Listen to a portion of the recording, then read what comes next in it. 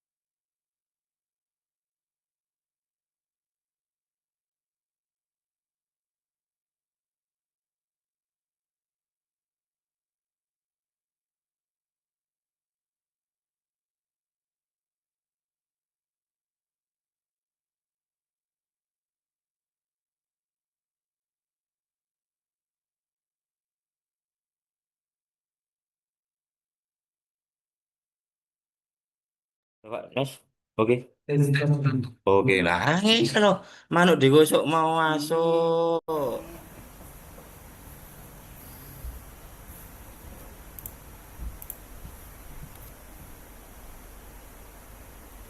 Wis Mas, wis tak ganti ambek Mas Mutar. Aman kok. Pak Di, tolong lek ana Pak Di ndek kono tolong cek Zoom.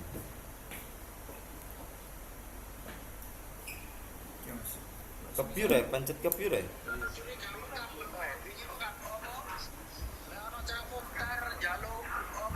Kabel sing wingi di gap kere iku gawe butuhno settingan audio zoom men gawe voice meter out terus neng aplikasi bananae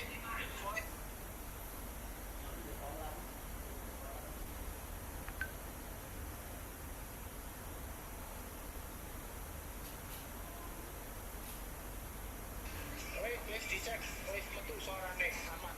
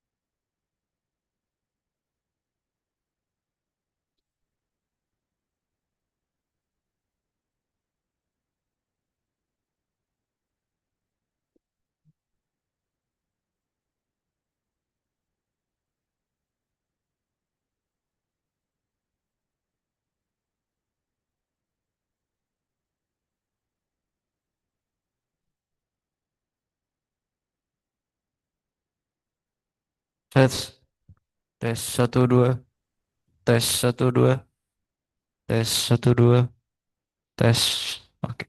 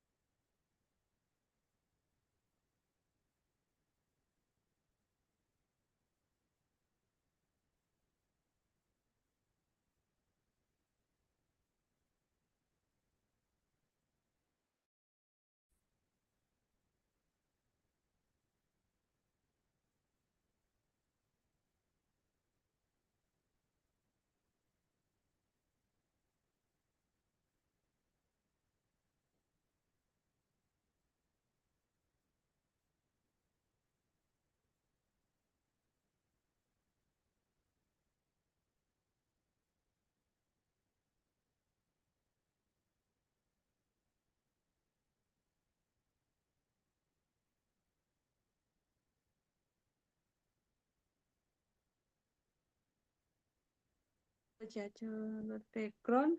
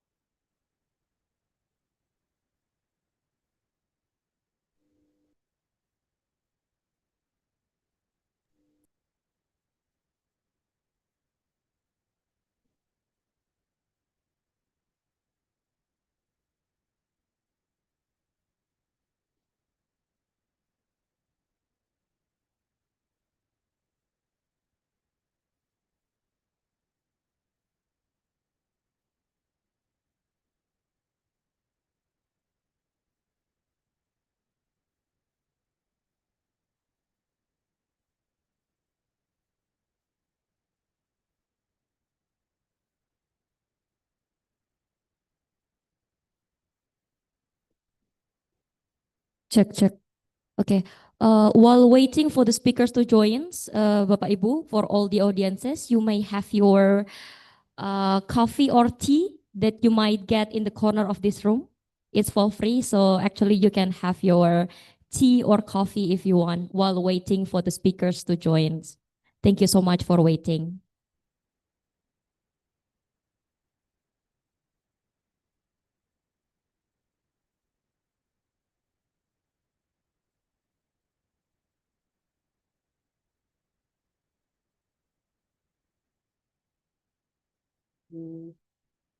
Once again, let me inform you that for all the audiences, while waiting for the speakers to join, you may have your cup of coffee or tea for free in the corner of this room that you might get there. Thank you so much.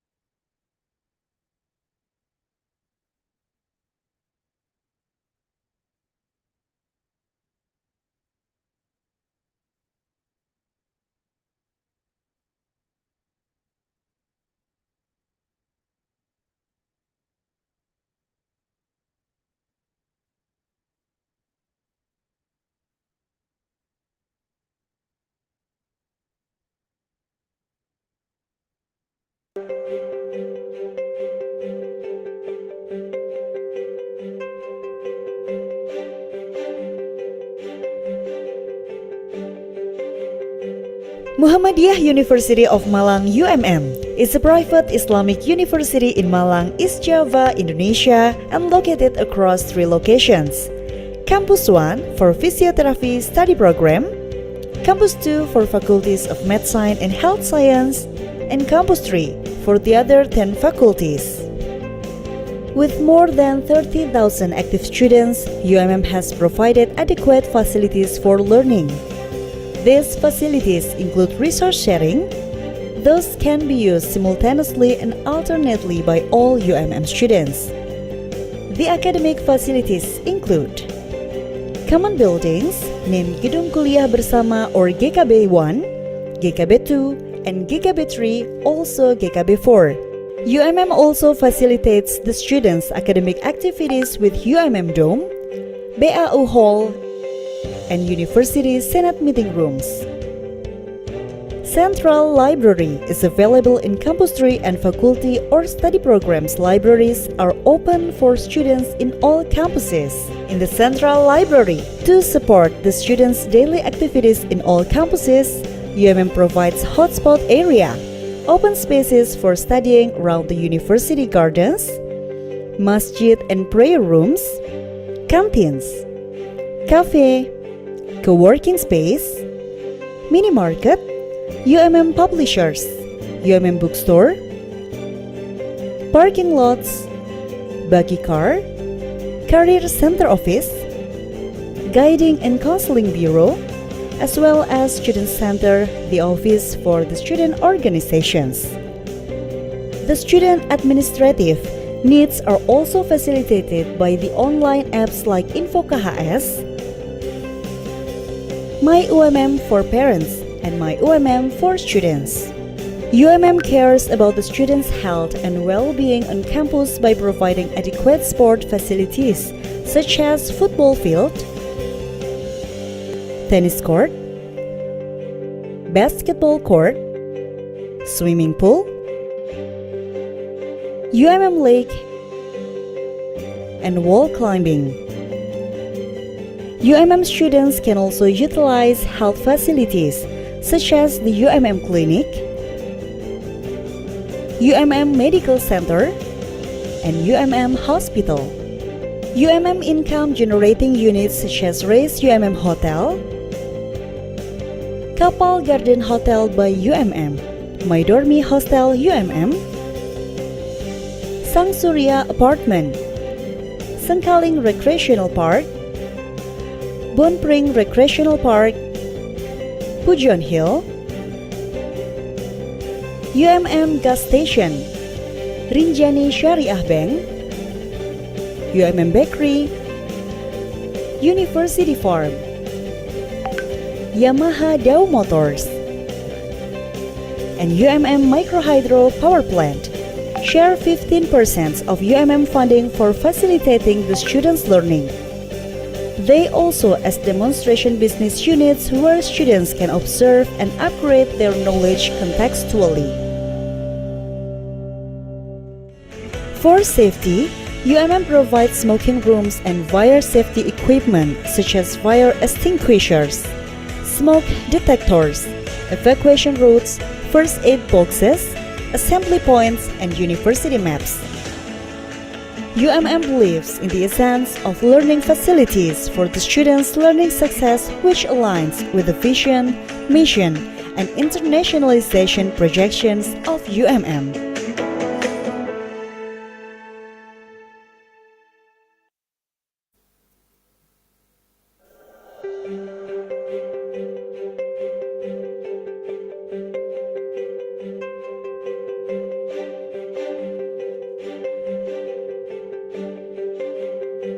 Muhammadiyah University of Malang UMM is a private Islamic university in Malang, East Java, Indonesia, and located across 3 locations. Campus 1 for Physiotherapy Study Program, Campus 2 for Faculties of Medicine and Health Science, and Campus 3 for the other 10 faculties. With more than 30,000 active students, UMM has provided adequate facilities for learning. These facilities include resource sharing. Those can be used simultaneously and alternately by all UMM students. The academic facilities include common buildings named Gedung Kuliah Bersama or GKB 1, GKB 2, and GKB 3, also GKB 4.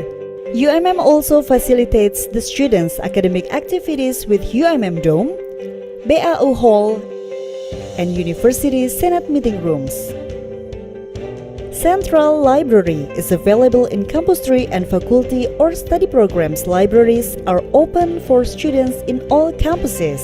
In the Central Library, to support the students' daily activities in all campuses, UMM provides hotspot area, open spaces for studying around the university gardens, masjid and prayer rooms, canteens, cafe, co-working space, mini market, UMM publishers, UMM bookstore, parking lots, buggy car, career center office, guiding and counseling bureau, as well as student center, the office for the student organizations.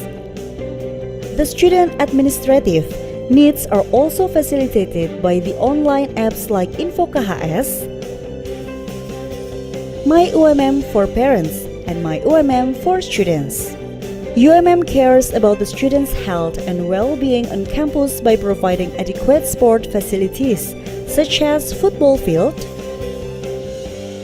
tennis court, basketball court, swimming pool, UMM lake, and wall climbing. UMM students can also utilize health facilities such as the UMM clinic, UMM Medical Center, and UMM Hospital. UMM income generating units such as Race UMM Hotel, Kapal Garden Hotel by UMM, My Dormi Hostel UMM, Sang Surya Apartment, Sengkaling Recreational Park, Bonpring Recreational Park, Pujon Hill, UMM Gas Station, Rinjani Syariah Bank, UMM Bakery, University Farm, Yamaha Dow Motors, and UMM Microhydro Power Plant share 15% of UMM funding for facilitating the students' learning. They also as demonstration business units where students can observe and upgrade their knowledge contextually. For safety, UMM provides smoking rooms and fire safety equipment such as fire extinguishers, smoke detectors, evacuation routes, first aid boxes, assembly points, and university maps. UMM believes in the essence of learning facilities for the students' learning success, which aligns with the vision, mission, and internationalization projections of UMM.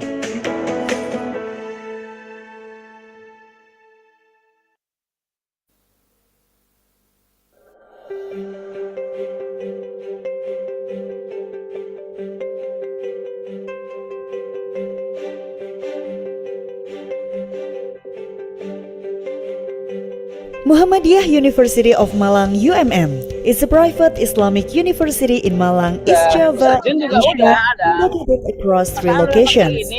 Campus 1 for physiotherapy study program, Campus 2 for faculties of medicine and health science, and Campus 3 for the other 10 faculties. With more than 30,000 active students, UMM has provided adequate facilities for learning. These facilities include resource sharing. Those can be used simultaneously and alternately by all UMM students. The academic facilities include common buildings named Gedung Kuliah Bersama or GKB 1, GKB 2, and GKB 3, also GKB 4. UMM also facilitates the students' academic activities with UMM Dome, BAU Hall, and University Senate meeting rooms. Central Library is available in Campus 3 and faculty or study programs. Libraries are open for students in all campuses. In the Central Library, to support the students' daily activities in all campuses, UMM provides hotspot area, open spaces for studying around the university gardens, masjid and prayer rooms, canteens, cafe, co-working space, mini market, UMM publishers, UMM bookstore, parking lots, buggy car, career center office, guiding and counseling bureau, as well as student center, the office for the student organizations. The student administrative needs are also facilitated by the online apps like InfoKHS, My UMM for parents, and My UMM for students. UMM cares about the students' health and well-being on campus by providing adequate sport facilities such as football field, tennis court, basketball court, swimming pool, UMM lake, and wall climbing. UMM students can also utilize health facilities such as the UMM clinic, UMM Medical Center, and UMM Hospital.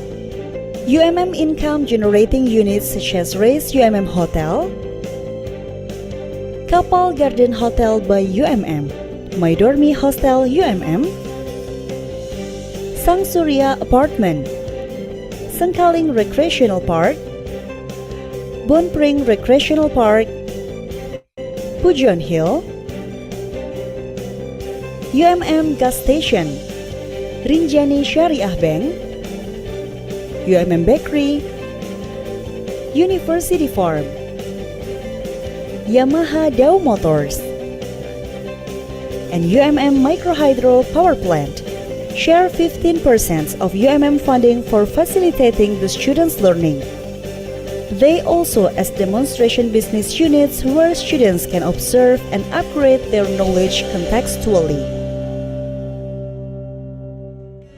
For safety, UMM provides smoking rooms and fire safety equipment such as fire extinguishers, smoke detectors, evacuation routes, first aid boxes, assembly points, and university maps. UMM believes in the essence of learning facilities for the students' learning success, which aligns with the vision, mission, and internationalization projections of UMM.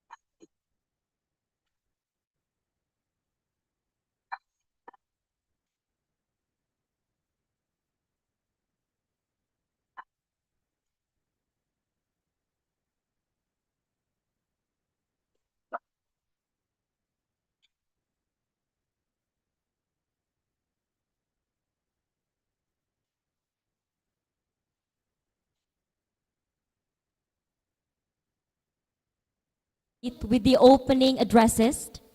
First, we are honored to welcome the Director of the Postgraduate Program of University of Muhammadiyah Malang, Professor Dr. Hozin MSE, to deliver his opening remarks.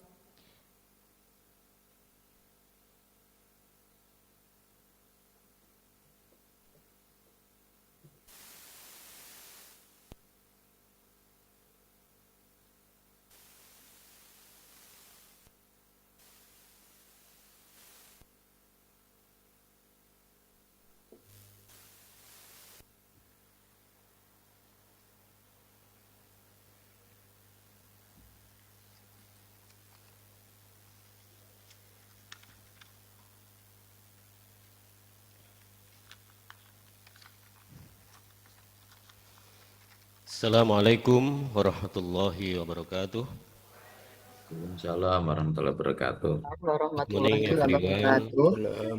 Alhamdulillah, wassalatu wassalamu ala rasulillah Nabiyina Muhammadin ibni Abdullah wa ala alihi wa sahbihi wa mawala.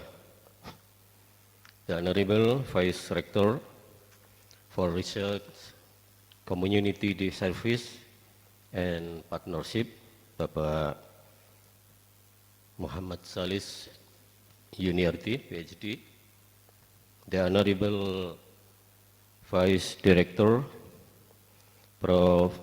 Samsul Arifin, and Ibu Dia Karmiati, Deans and Heads of Study Programs, and the speaker whom I appreciate, Professor Munim Siri, PhD, Profesor Dr. Irna Nurlina binti Masron, Profesor Dr. Mahmud Effendi, ST Master of Engineering, and Prof. Samir Tirausha from University of Al Ud, Aljazair, North Africa, and right now he is on Zoom. Student and participant whom I love, whether attending in person or virtually, your presence bring great spirit on meaning to this event. Ladies and gentlemen, today the Directorate of Postgraduate University of Muhammadiyah Malang is hosting the International Conference on Science and Technology for Sustainable Development, commonly abbreviated as IC-STSD. This international conference held in June 2026 marks for the 4th edition. The conference takes place twice a year in June and in November. Every student is encouraged to experience this forum at least once during their studies, particularly in their first year or in second years. On behalf of the committee and the Directorate of Postgraduate, I would like to express my sincere appreciation for the cooperation of all study program, speaker, student, and participants. We wish you a successful and enriching conference, and my age of you benefit greatly from it.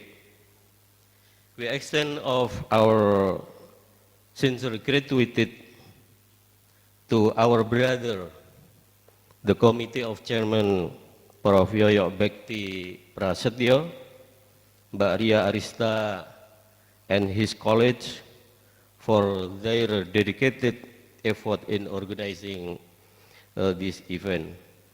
Thank you everyone. Nasrun minallah. Wassalamualaikum warahmatullahi wabarakatuh.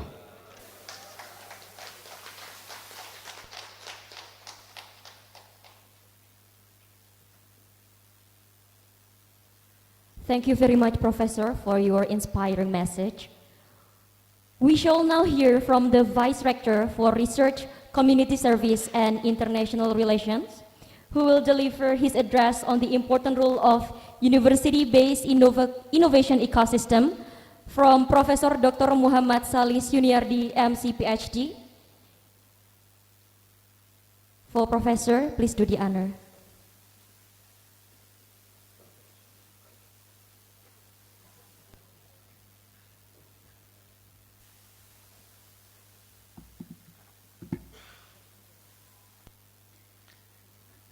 Bismillahirrahmanirrahim. Assalamualaikum warahmatullahi wabarakatuh.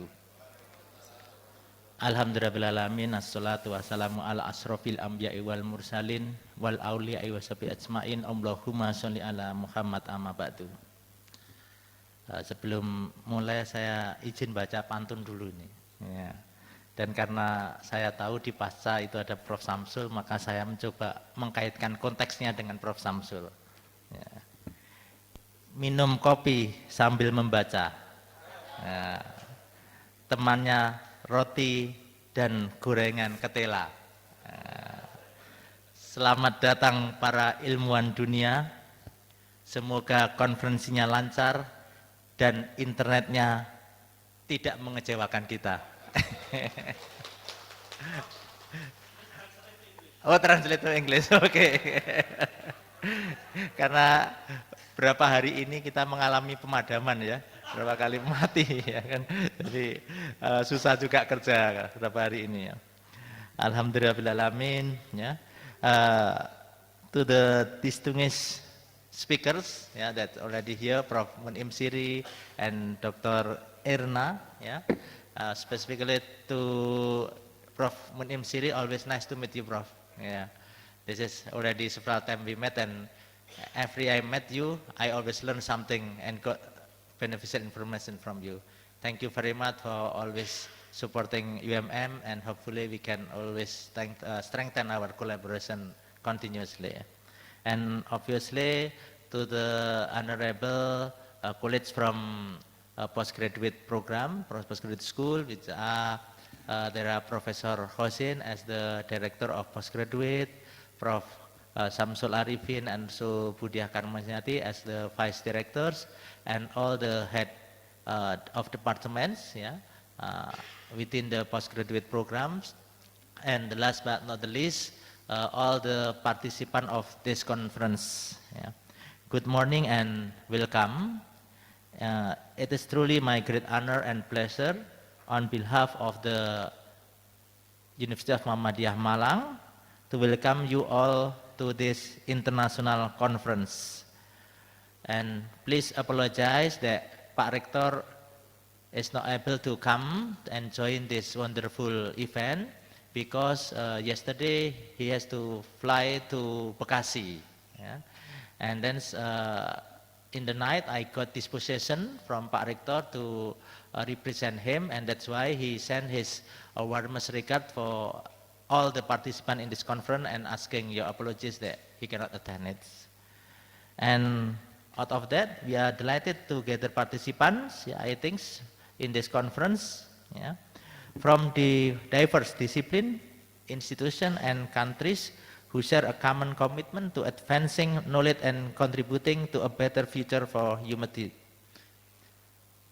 Before, I would like to ask you to do a flashback, yeah, with a story.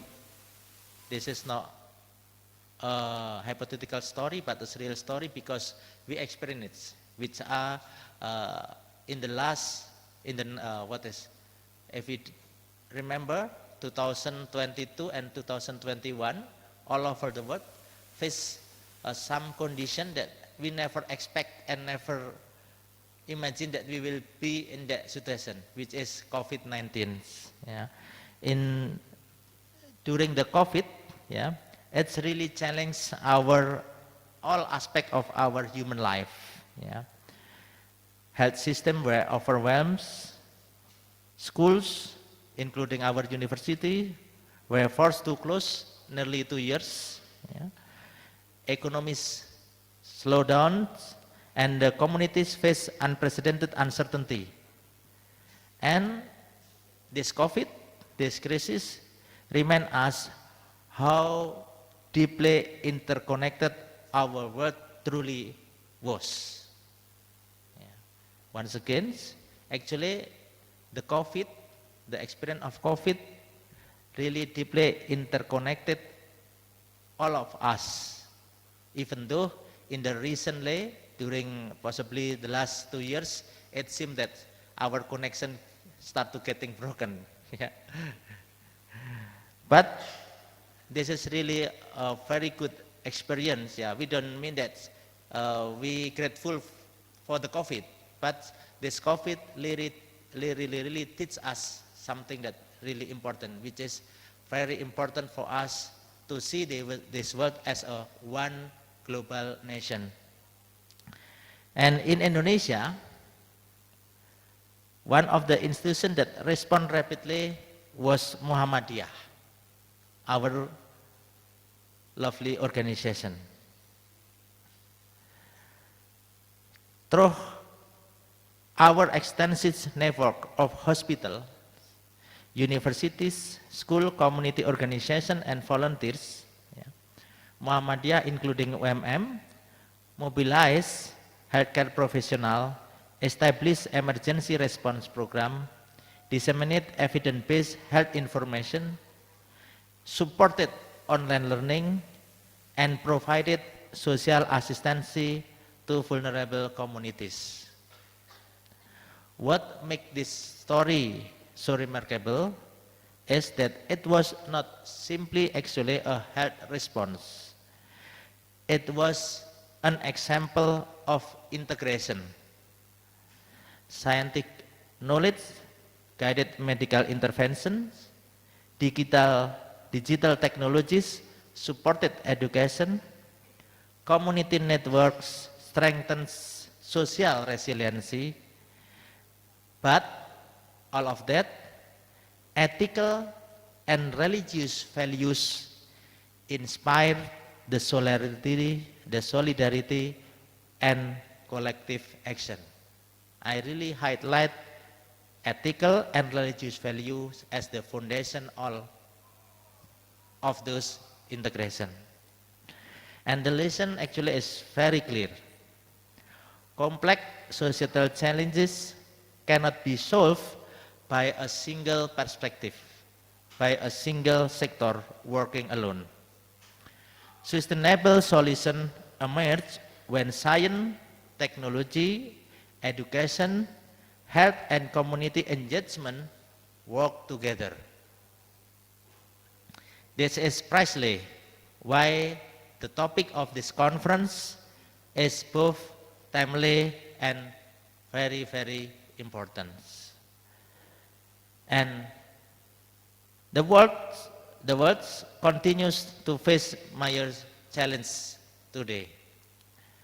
Climate change, public health crisis, educational inequalities, economic uncertainties, after getting quite good, 1900, yesterday coming back to 18,200s, the dollar. And also social disparities. These challenges don't exist in isolation.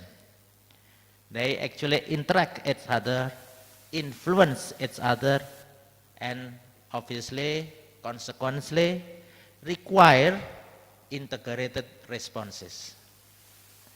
And issue about the sustainable development goals remain as the development is not solely about economic growth. We have discussed in the office, in the rectorate office, actually is far from economic issue actually. I see it as what is possibly because my background is psychologist, I see it as a collective psychological problem over the world.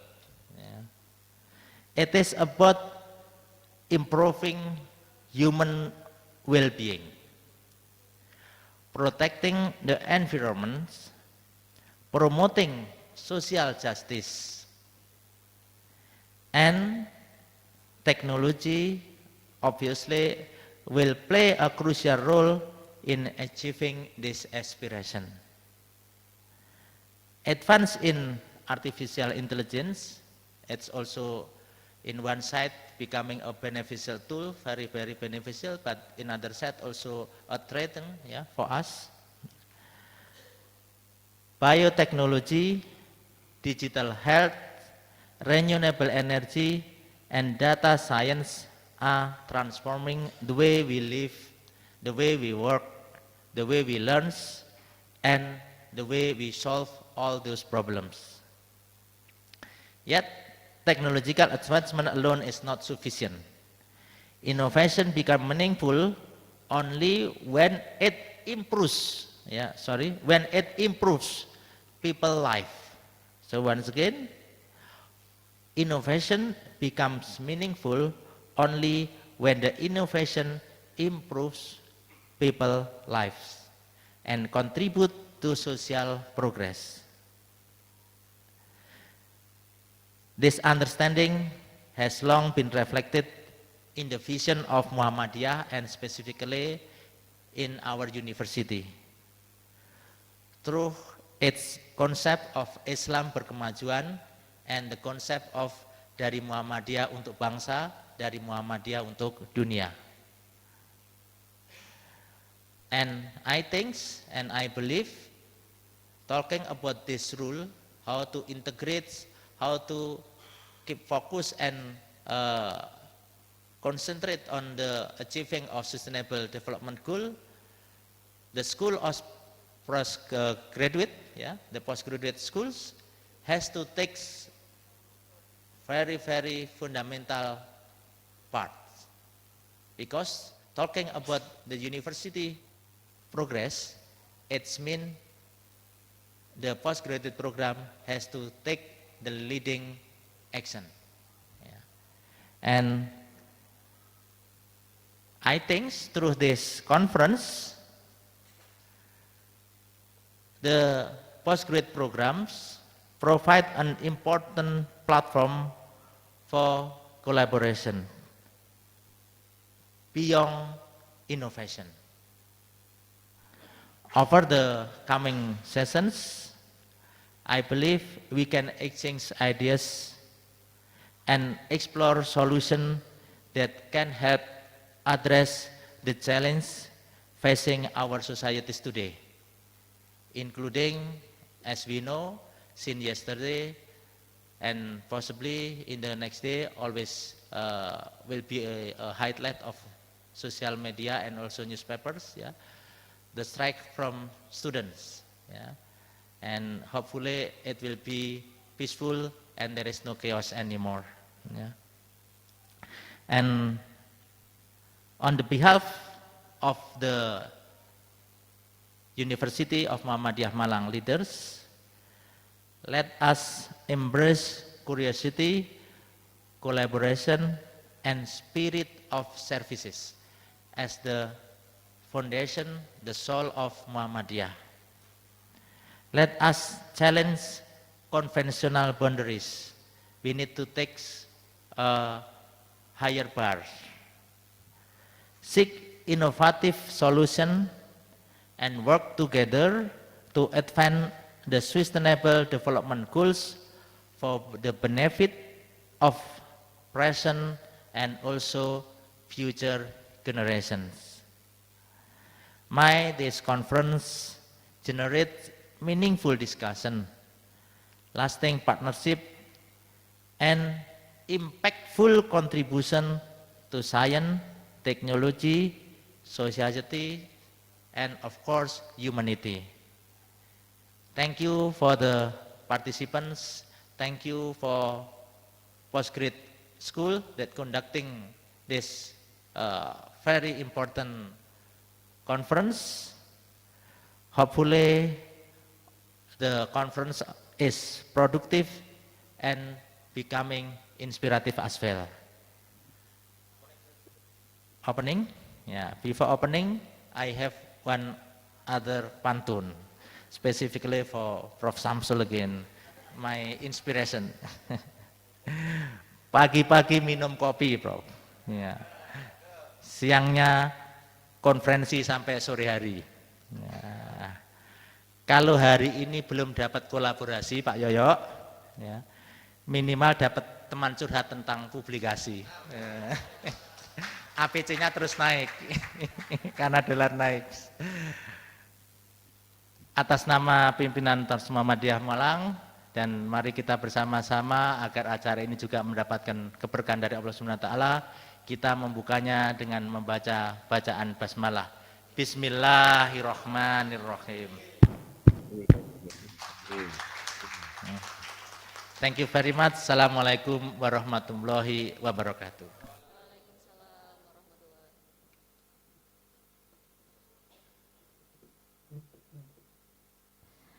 Thank you, Professor, for your insightful reflections on the role of higher education institutions in driving innovation, sustainable development, and employment opportunities. Your remarks have provided an inspiring foundation for the discussion that will follow throughout today's conference.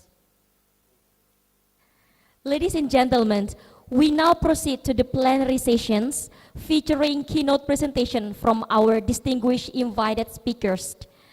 The first plenary sessions will be moderated by Mr. Tony Dian Effendi MSc MSoc SC PhD, a lecturer in the Department of International Relations at University of Muhammadiyah Malang.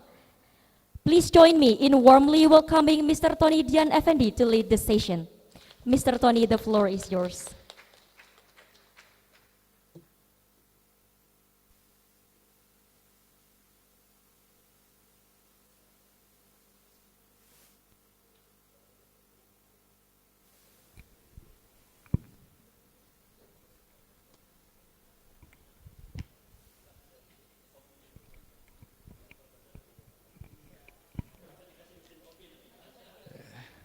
Bismillahirrahmanirrahim. Assalamualaikum warahmatullahi wabarakatuh. Thank you very much and good morning, ladies and gentlemen. So I'm very honored to be here, and so that's why first of all, I want to thanks to the director of postgraduate programs for inviting me to be here, and I'm so grateful to be a moderator, one of the famous speakers actually, Professor Mun Imsiri, actually one of my, how to say, my idol, because actually we are friends, Professor, in Facebook, and so that's why I know that you are in Indonesia right now. So that's why I read some of his book. So that's why today I bring one of his book, and after this conference, I want to ask your signature. So today we have a very great speaker for the first sessions. We have Professor Mun Imsiri, professor of Department of Theology of the Notre Dame University in the United States, and from his name, you know that he was Indonesian, still Indonesian, Prof? Still? Yes, okay. Still Indonesian, and he born in Madura and spent his childhood until high school in Madura Island in Indonesia. And yeah, he took all of the higher education abroad, not in Indonesia.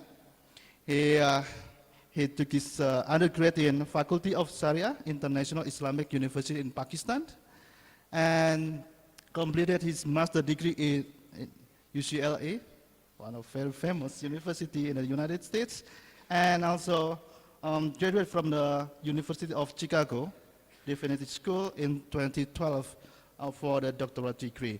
He also you can check in the Google, so you will easily find many of his articles in the international journal. Also he published also several books, including one of the book that very interesting and is inspiring me. It's about the Quran and other religions, published in 2014. Yeah, 2014, published by the Oxford University Press. And one of the latest book, I think one of the latest one, was published in I think 2 years ago, 2024. It's also a very interesting book about youth education in Islamic radicalization, right? Yes, they're published by the University Notre Dame Press.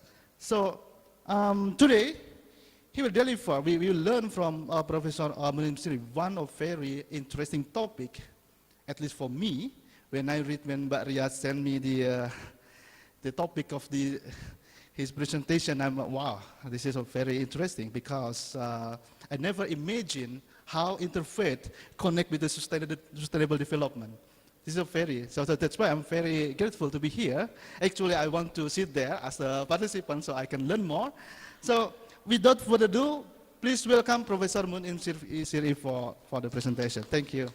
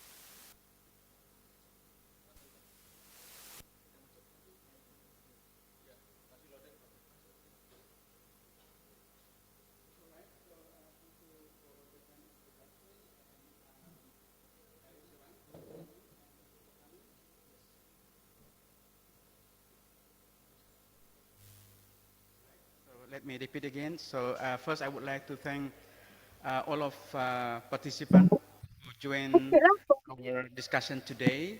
So it's always a pleasure to be at the University of Muhammadiyah Malang, a beautiful campus with wonderful people, a great academic environment. So I have been in the city of Malang for about 10 days now, meeting old friends and making a new friend. So I think the city of Malang is a great place to stay. I feel so welcome to be here. And I believe that this city is on its way to achieve sustainable development goal with which this conference today is intended to achieve. So let me begin with some thanks. So thanks to the Pak Direktur, para dosen dan juga para mahasiswa, and particularly our distinguished speaker, Dr. Irna, who is joining us today, but also including those who join online via Zoom. So I saw more than 200 people joining us for this conference. So I have been given topic, very interesting one, entitled Religions, Diversity, and Sustainable Development, the Role of Interfaith Understanding in Achieving the SDGs. So in light of this topic, I title my talk today as Developing Culture of Care in Pluralistic Societies, Interreligious Perspective. So there are some reasons why I title my talk in this way.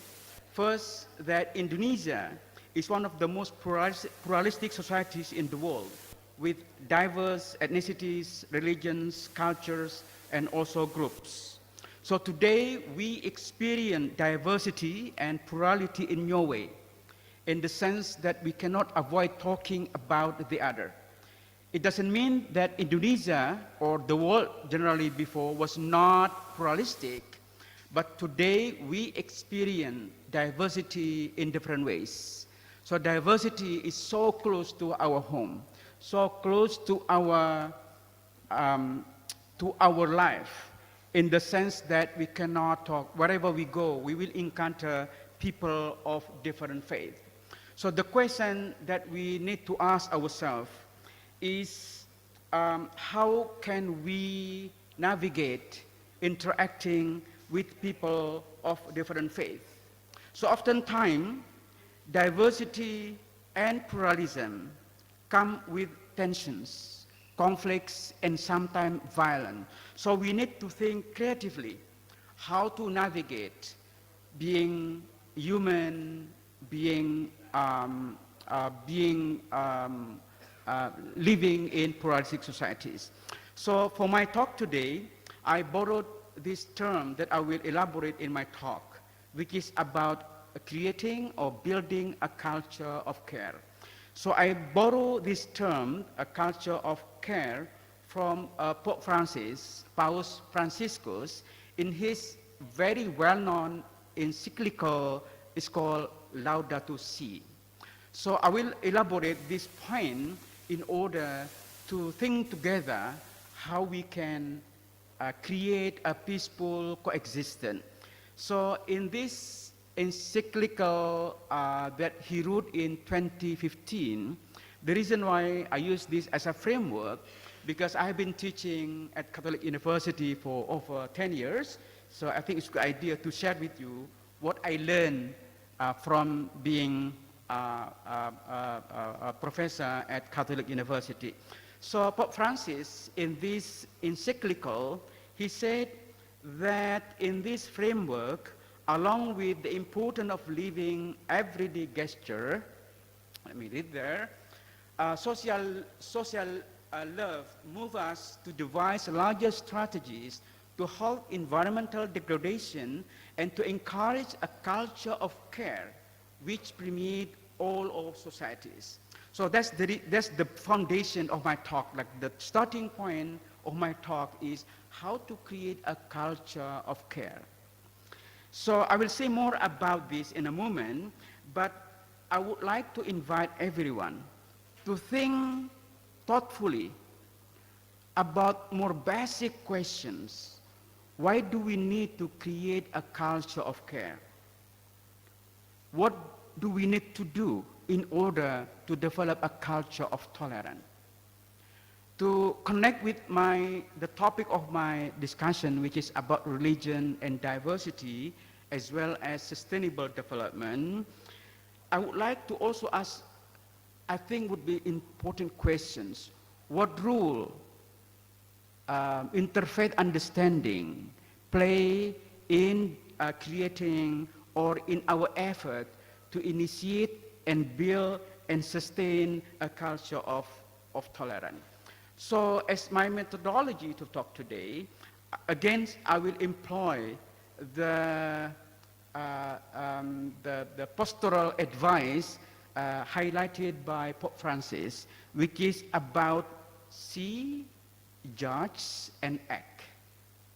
So this is very well-known pastoral advice highlighted by Pope Francis, Paus Franciscus, that in order to create a new initiative, first we have to make an observation. So see means we have to look at the reality. We have to gather facts, data, in order to understand what is happening around us. So first we need to listen to people. Why they are suffering, why they are facing a problem in their life. We have first to make observation. And the second one is a judge, making a judgment.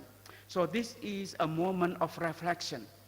After having some ideas, what is happening, then we have to step back and then ask ourselves how to evaluate this situation. What is the best way to understand the problem that people face in their life? And after giving some reflections, analysis, then we have to act. We have to do something, right? We do not just sit. So we have to involve.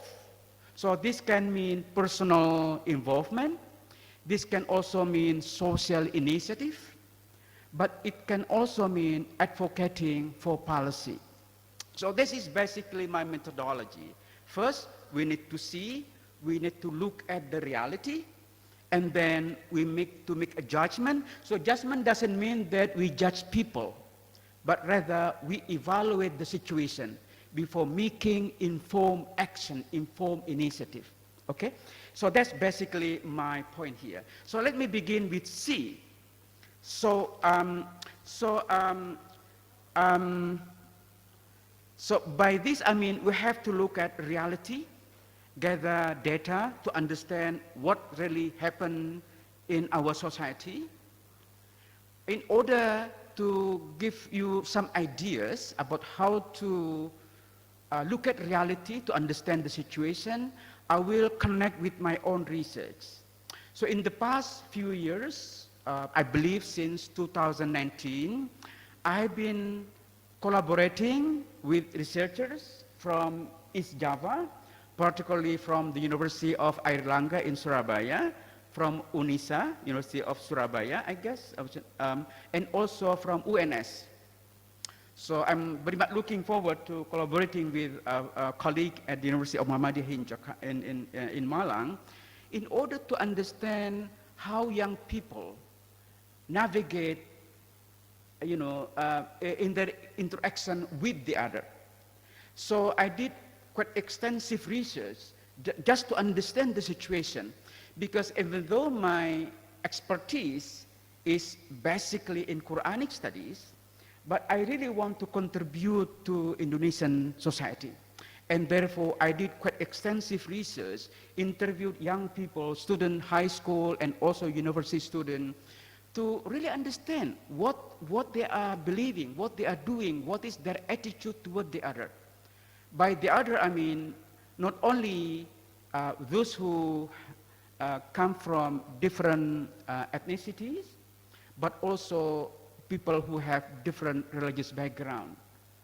So because in my 10-day living here in Malang, everywhere where you go, if you go to picnic areas, if you go to market, if you go to schools, universities, you meet people with different background. So I asked young people about how comfortable they are having or interacting with people of different background, religious, ethnicity, or even culture. So I also asked their view, how they describe the other, what categories they use when describing, like Muslim describing Christians, or Muslim describing Maduris, or people describing Papuan, and so on and so forth. So what categories they use, and also what authorities they rely on. When they think that non-Muslim are going to hell, so how do they justify? What authorities, like kiai or ulama, they rely on in their making judgment about the other? So I ask all those kind of things in order to understand the situation. So that's what I mean by C. First, you have to understand the situation. You have to collect data before you making judgment. So that's basically, so after making such or collecting data, I published some books and journal articles along with my colleague. So this is a book that Mas Moderator just mentioned earlier, a book that I published 2 years ago, based on my research that I have been doing in Malang for quite some time. So this book is based on data we collect together. What distinguishes this book from other books, I guess, is because it is not only based on quantitative data, but also in-depth interview. So, and then another article that we published on the basis of our research, this is published in 2019 perhaps, so along with my colleague in UNAIR. So this is another article we published. We published extensively on the basis of our research. This I published in 2020, I guess. Yeah, it is there. And then 2022, examining incivility, like bullying or something like that. So how alarming the kind of incivil behavior among high school students in East Java. And then perhaps I can just this one that I published last year. So it is about teachers' perspective. So based on an in-depth interview with 150 teachers here in East Java. And also early this year, sorry that the title is maybe controversial here, is about Indonesian student attitude toward LGBT people, which I published early this year. All of this is to say, in order to understand the situation, we have to look at the reality. We have to collect facts, data, and also think creatively how to interpret those data. Now, lead me to the second part of my talk. After collecting some data, then the point now is how to interpret those data. What kind of insight that we can use to understand the situation. So that's what I mean by this is the moment to make a judgment. On the basis of my research here in East Java, I try to identify some pattern among students and teachers. One of an interesting pattern that we were able to identify is that oftentimes those students who are attracted to radical ideas, they at the same time reject violent actions. So they may embrace, intolerant view, they might embrace intolerant theology, but at the same time, they reject any kind of violence. For me, this is really interesting, and therefore, in this article, for instance, that I just shared earlier with you about Muslim student radicalization, I challenge the common assumption that intolerant theology will necessarily lead to violent actions. So in my view, there is no such connection between radical ideas, radical theology, and violent actions. So this is perhaps one of the most interesting findings that I can identify, that those people may embrace radical ideas, but they don't support any kind of violence. So this is quite interesting to me. So as you can see there, in this article, I challenge the assumption that there is a connection between exclusive theology and violent actions.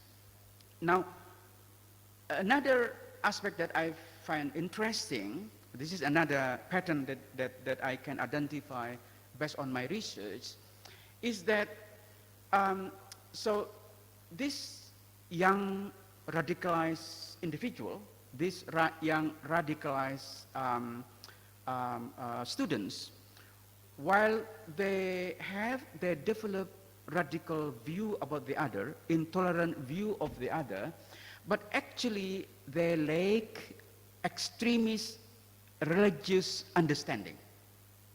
So what I mean here is that they may view the other as like, Christian, have no place in the society. But if you examine their theology, it is not much different from common people. It's really just, maybe they only ikut-ikutan. They don't have like radical ideas that you need to like change, the ideology of Pancasila. So their theology is similar with the common people. However, some of them are quite attracted to joining radical network, for instance. So that's the two patterns that I find very interesting. So and therefore, after collecting and understanding this pattern, I ask myself, how can we characterize these people? First, those who develop intolerant view, intolerant theology, but reject violence. For instance, they will think that all Christians will go to hell. However, they reject the idea that we can, Christian right can be violently discriminated. So that's the first pattern. The second pattern is that they may join radical groups, but they don't have an extremist religious theology. They're just like all of us, okay? Their theology, their belief about religion is not very much different from all of us. They just ikut-ikutan. You know, they just ikut-ikutan, maybe, like a, young student, female student, because their boyfriend are part of this, radical networking, and then they just join this group. So they don't develop any kind of extremist religious ideas. So now, I asked myself, how can we characterize this? So after deep thinking, we developed a different kind of categories, to categorize these people. So in the book that I just mentioned earlier, I use this term, reluctant radical, because they are not committed to extremist actions. So they don't have like a very sophisticated religious conviction to support their religious intolerance. They just ikut-ikutan. So because of that, I use this category. It's called reluctant radical, because they are uncommitted supporters of religious extremism. So I use different kind of categories. So here, for instance, in an article that I wrote along with my colleague from Ireland, so I use the term pseudo-radicalism. So it's not actual radicalism, it's just people like to join certain groups because they want to express, their being, part of the society. Now, all of this is to say that after collecting some data, some facts, and offer insight to understand those facts, the next one that we need to do is to do something. So this leads us to the third part of my talk. Perhaps I will say more about this, how to, on the basis of the data and our understanding of the data, how to do something to help our society. So I want to focus on building a culture of tolerance. So in order for that, let's go back to the statement by Pope Francis, and I will highlight this point in more detail. So, as I already recited this earlier, so in this framework, according to Pope Francis, along with the importance of little everyday gesture, social love moves us to devise larger strategies to halt environmental degradation and to encourage a culture of care, which permeates all of society. When we feel that God is calling us to intervene with others in this social dynamic, we should realize that this too is part of our spirituality, which is an exercise of charity and as such mature and sacrifice us. So I will highlight 2 points from this statement. First, about social love, and the second one about all of this endeavor to develop a culture of tolerance, culture of care, is part of our spirituality. Let me begin with the first one, the idea of social love. So I really like this term, social love. So in my understanding, social love is a form of love which goes beyond personal affection or individual charity. So the idea of social is different from personal. So think of like, this is like a term that commonly used in this country, like kesalehan sosial or ibadah sosial. So not just individual piety, but social piety. So when Professor Samsul and I were young, long time ago, we love using this word, like, kesalehan sosial. When talking about fasting, puasa, we emphasize it, not just, individual kesalehan pribadi, kesalehan individu, but also kesalehan that might have, social and practical impact in our society. So Pope Francis too used this term. So social love is about how we relate to one another, how we organize our society, how we together work or pursue a common good, like sustainable development. So it is not just, we can achieve a certain type of spiritual life, but also how we together with our society, how we relate to one another. The reason why this is very important about social love, because it is through engagement with the other that we can develop a culture of care. A culture of care is a culture where every member of society care for one another. We care about our environment. We care about the poor, the vulnerable. We care about not only human, but also non-human. So with a culture of care, we can also develop, the idea of inclusion, how everyone would feel included in our society. So what I learned here in Malang, of 10 days that I live here, that Malang is a kind of city that is very, not only cultural, but also very pluralistic. So I went to several picnic areas, I went to market, I went to visit universities. My last visit to university here in Muhammadiyah, but I visited Brawijaya, I gave a talk at University of Negeri Malang. So I saw that the participants of the discussion are not only Muslims, but also non-Muslims, people who come from different ethnicities, like Maduris, like Bugis, Papuan, together. So when you develop this kind of culture of care, then everyone will feel welcome. Everyone will feel included. So the idea of inclusion is so significant. So when we talk about inclusion, we are talking about how to respect diversity. When we respect diversity, when we celebrate pluralism, when we honor each other, people of different background, then we will be able to create this culture of care.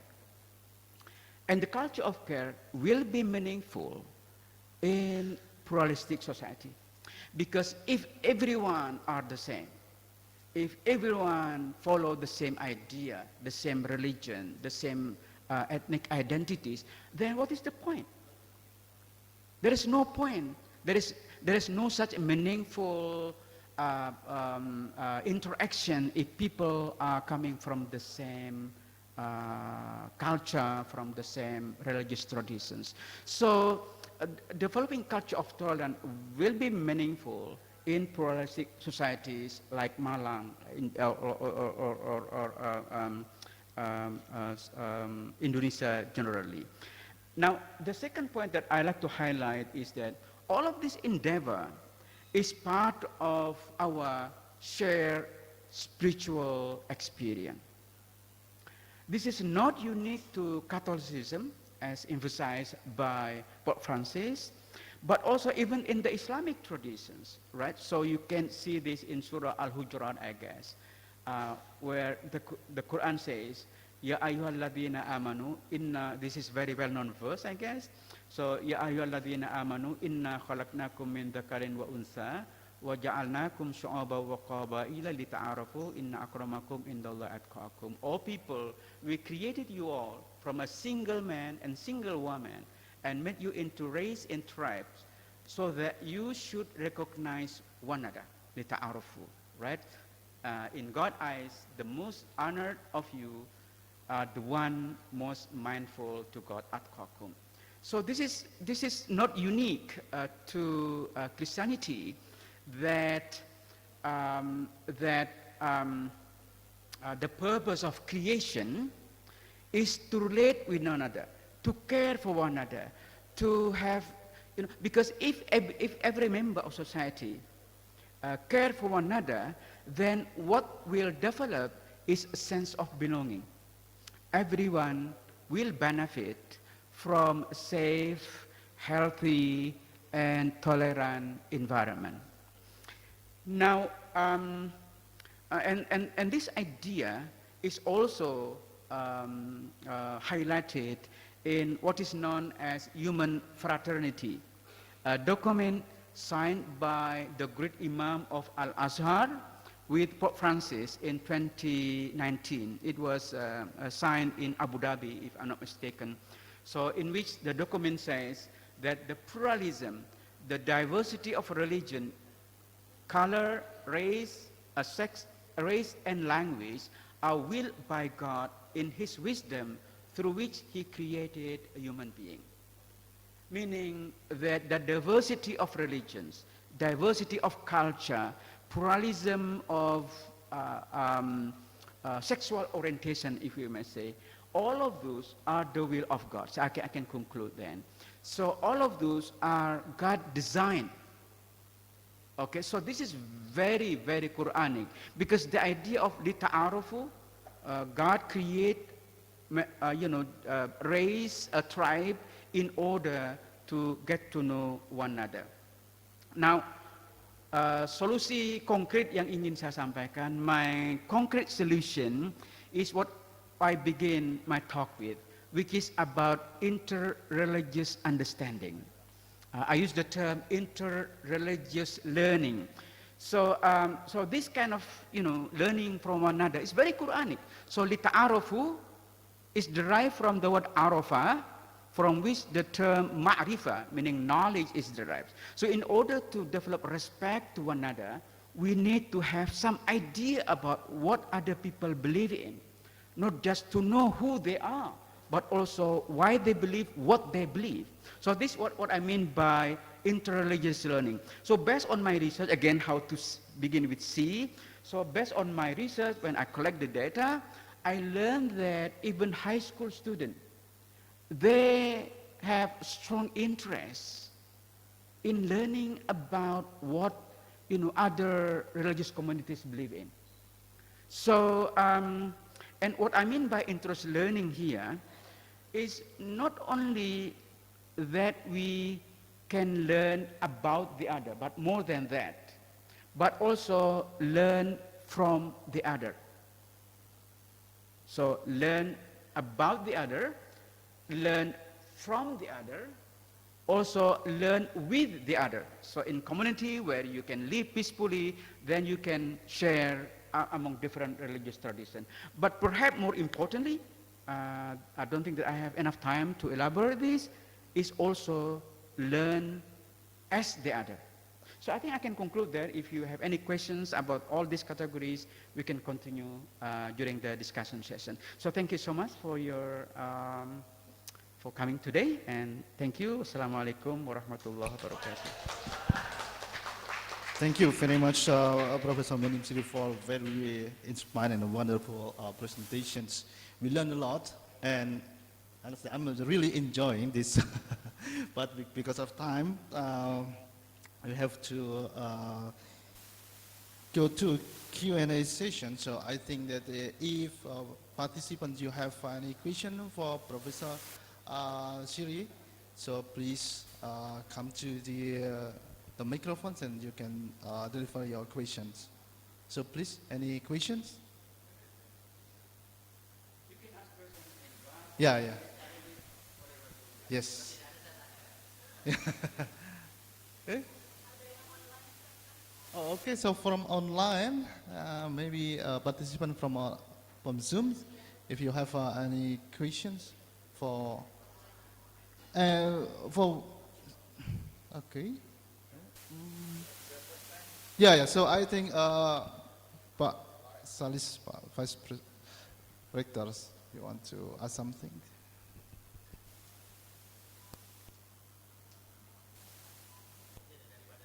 Ya, tapi saya sangat menikmati, I really enjoy your presentation, and because of your presentation is very interesting, that's why I becoming encouraged to ask. Ya.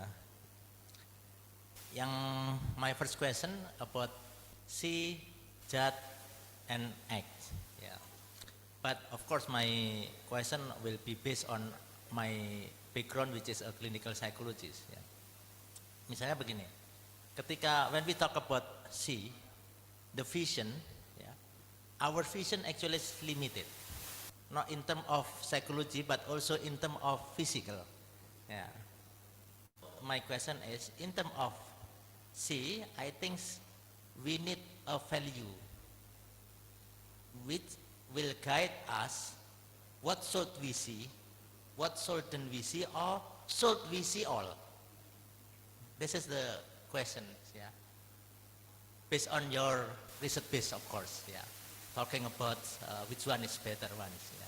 Because what we see will determine how we interpret, how we will judge, and then eventually how we will act. Yeah. The second question is about your result of research about intolerance, embracing intolerance principle, and also a violence tendency. Yeah. Based on your presentation, I tried to making a quadrant, yeah, quadrants, yeah. The X is intolerance, embracing intolerance of faith principle, and the Y is violence tendency, yeah. And then there are two groups, there are four groups obviously. Embracing intolerance, faith, and with violence tendency, big violence. The second is embracing faith but less violent. The third is not embracing intolerance, yeah, but with high tendency of, with violence, yeah. And the fourth is less on proof, yeah. If the definition of intolerance faith means about Islam is the correct ones, yeah, and how we interpret it, yeah, about this faith, yeah, the Islam is tolerance, the correct one, yeah. Based on my experience when interacts with terrorists in Malang prisons, because 2023 and 2024, I joined with expert teams developing the radicalizations program based on psychology perspective. Yeah. And based on my experience, for me, the most dangerous one is the third group, the one who not actually really holding intolerance faith, which is Islam is the correct one, but with the high level of violence. Those are who always do the bombing. Yeah. But the first group, which is really hurting that Islam is the correct one, if this is the definition, but I believe the definition is not as simple as this. Yeah. But they have high level of tendency of violence as well. They always be in conflict internally, because in one side they have tendency to do violence, but in other side they have strong faith that Islam is the correct ones, and because of that Islam also teaches that we have to respect others religion followers. So always there is conflict internally. Yeah. But this is only my interpretation and how I combine with my experience, yeah, and hopefully you can address what actually happens with this point. Thank you very much. Yeah.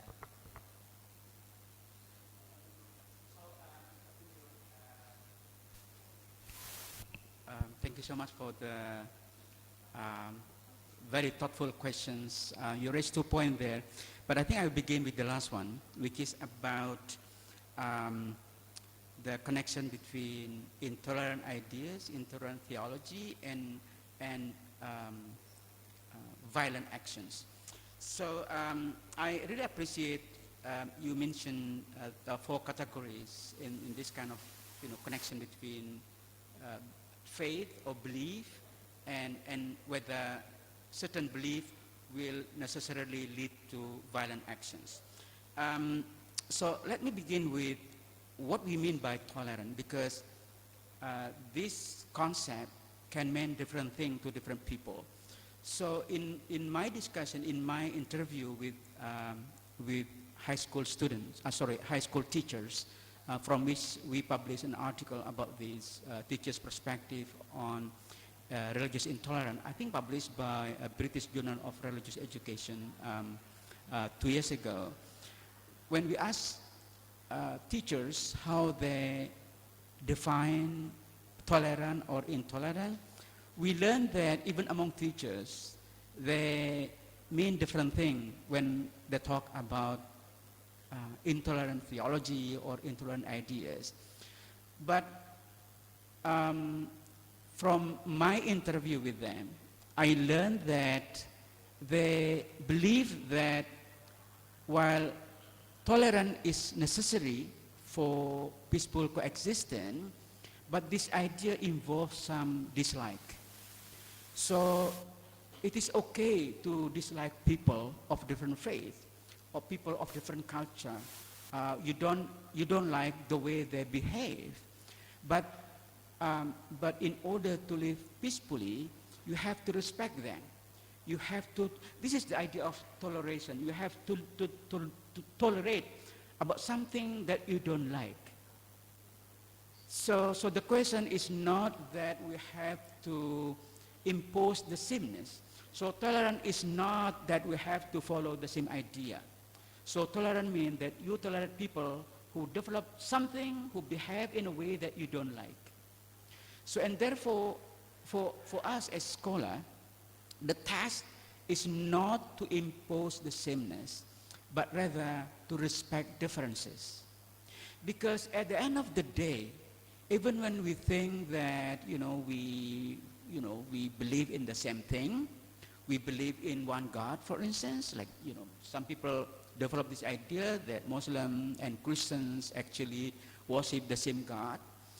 But at the end of the day, you know that theologically speaking, Christians and Muslims are so different. So even though they may believe in the same God, but their concept of God is so different. They have, what we call scripture, but their scripture is so different. So at the end of the day, we know this, but we are so different in many ways. So and therefore, the task, for us as teachers, as educators, to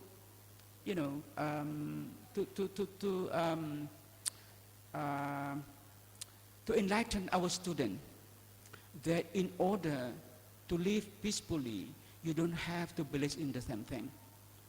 And the fact of the matter is that people often, fight with one another because they share the same idea.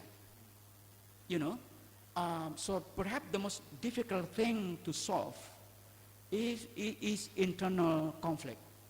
So this is also based on my research, that oftentimes people develop hatred toward like Shia or Ahmadis, who are part of the Islamic tradition, than their attitude toward Christians.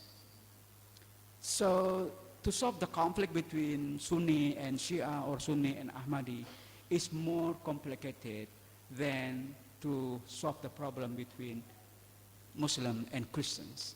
And also, if you think like carefully, like, Christians and Muslims develop more hatred, intolerant attitude toward each other more than the relation between Muslims and Hindus. Hindu develop more intolerant attitude toward Buddhists than their attitude toward Muslims, because they share the same heritage. Like Muslims believe that we share the same idea of monotheism with Judaism and Christianity, right? So we develop this concept of Abrahamic faith. But it doesn't mean that, well, we share this kind of, origins of monotheism, doesn't mean that we live peacefully. Just like Hinduism and Buddhism, they share the same heritage, but they always fight against one another. So my point is to, it is okay to find commonalities, but I think the point is how we can respect with one another. So in my view, based on my interview, my research among high school students, because my research focused on high school students in East Java, I learned that you know, they like most of the students develop very tolerant when talking about, you know, how comfortable are you having friends with non-Muslim, with Christians, with Buddhists, and so on and so forth. So they are quite tolerant, but they become intolerant when it comes to like political issue. You know, like when I ask them, like, are you okay if, you know, the president is non-Muslim, like Christian, and then they say no, they cannot be my leader, but I'm okay to have like to develop a friendship with these people. So I think and I respect those ideas, because you don't have to believe in the same thing in order to. You also mentioned about different attitude toward the other. So oftentimes people talking about three categories, you know, exclusivism, inclusivism, and pluralism. So my own understanding is that you don't have to be pluralist to live peacefully. It is okay to embrace, you know, exclusive theology. So believe that my Islam is the only way to salvation is fine. So as long as we can develop respect to people who might develop different ideas. So my point is just to emphasize the point that the wrong assumption among people, right? So in order to develop peaceful coexistence, you have to embrace pluralist theology or inclusive theology. So I don't think so. So we can have different different understanding of religion, so as long as we respect each other. I think that is like the foundation for peaceful coexistence.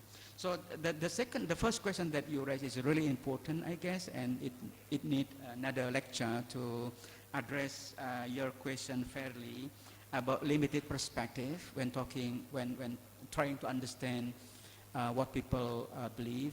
The advantage of my own research is that my research is not just quantitative in nature. So quantitative research can, through quantitative research, you can understand a big picture, you know, with number, like how percentage of people who follow this idea or the idea. But I also combine quantitative research with qualitative research. So I ask how they justify what they believe. So I listen to them. I think this mixed method is really important to understand, you know, not only what appeared, you know, but also sometimes not only what they say, but also the unspoken thing, as you said. So, research-wise, so I think it is urgent to employ interdisciplinary approach, including mixed method, in order to understand the situation more fully.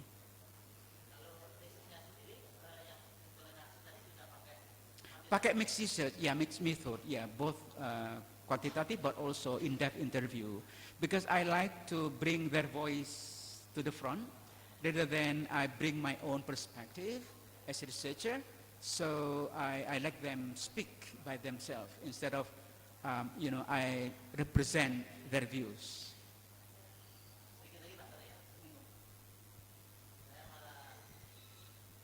Jadi tertarik ini Prof, tapi saya bisa jadi sudah dilakukan ya, untuk membreakdown yang tadi, intoleransi tadi misalnya ya, kalau dalam praktek psikologi, intoleransi sendiri kan sebenarnya nanti pada tataran knowledge, affect, dan behavior, itu sendiri satu sama lain bisa saling berjarak. Betul, betul. Nah itu sudah di breakdown ke sana atau belum ya? Kita dalam, apa namanya, dalam satu penelitian, itu kita bisa nulis 3-4 artikel dan masing-masing itu mengambil angle yang berbeda. Jadi kita breakdown korelasi, misalnya ada sebagian apa yang menekankan pengaruh dari misalnya tentang apa namanya, tentang networking, apa atau siapa yang mempengaruhi mereka untuk mengembangkan satu pandangan gitu. Ya, Jadi ya. kita background itu kita breakdown dan kemudian kita publish artikel-artikel berbeda sesuai dengan Kebutuhan. ya, Apa yang sesuai angle dengan yang ya, menarik. mana yang akan kita tekankan. Maksud Jadi saya itu gini, Bro. Karena saya lihat tadi itu yang nulis itu dari UNER sosiologi, padahal Prof Munim ini sudah bertahun-tahun ke UMM kok nggak ada satupun di situ gitu, maksud saya itu. Terima kasih itu saja. Ya, betul. Terima kasih banyak. Maksudnya biar berikutnya itu ada termasuk dari psikologi bisa masuk gitu loh, Bro. Dengan Poinnya senang di hati. situ. Dengan senang hati. Iya, dengan senang hati. Matur suwun sangat mencerahkan. Terima kasih, Bro. Saya izin ada tamu dulu. Nanti gabung lagi waktu lunch. Terima kasih. Matur suwun, Prof Munim. Thank you for the question about Pak Salis, the Vice Rector. So I do believe that you have a lot of things actually to share and then to question to Professor Munim, both here and also online. However, since we have a limited time, so I apologize for maybe after the presentation you can discuss with him. So it's for student, I think it's a great opportunity for you to meet like a great scholars like him. I'm also very honored to be here with him as well.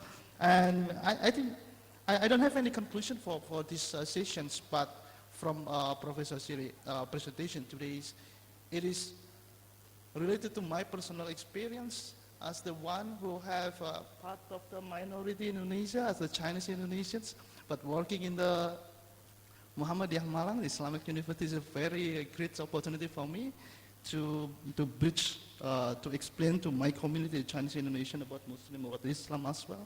So thank you very much for the presentation. So please give applause for Professor Minister. Thank you. Assalamualaikum warahmatullahi wabarakatuh.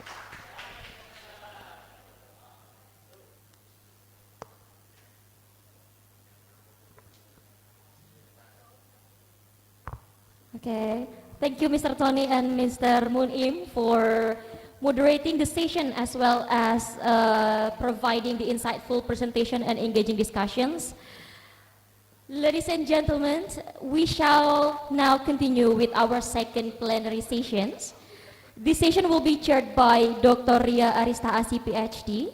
She is an LPDP awardee of the University of the New South Wales, Australia, and also a distinguished lecturer at University of Muhammadiyah Malang.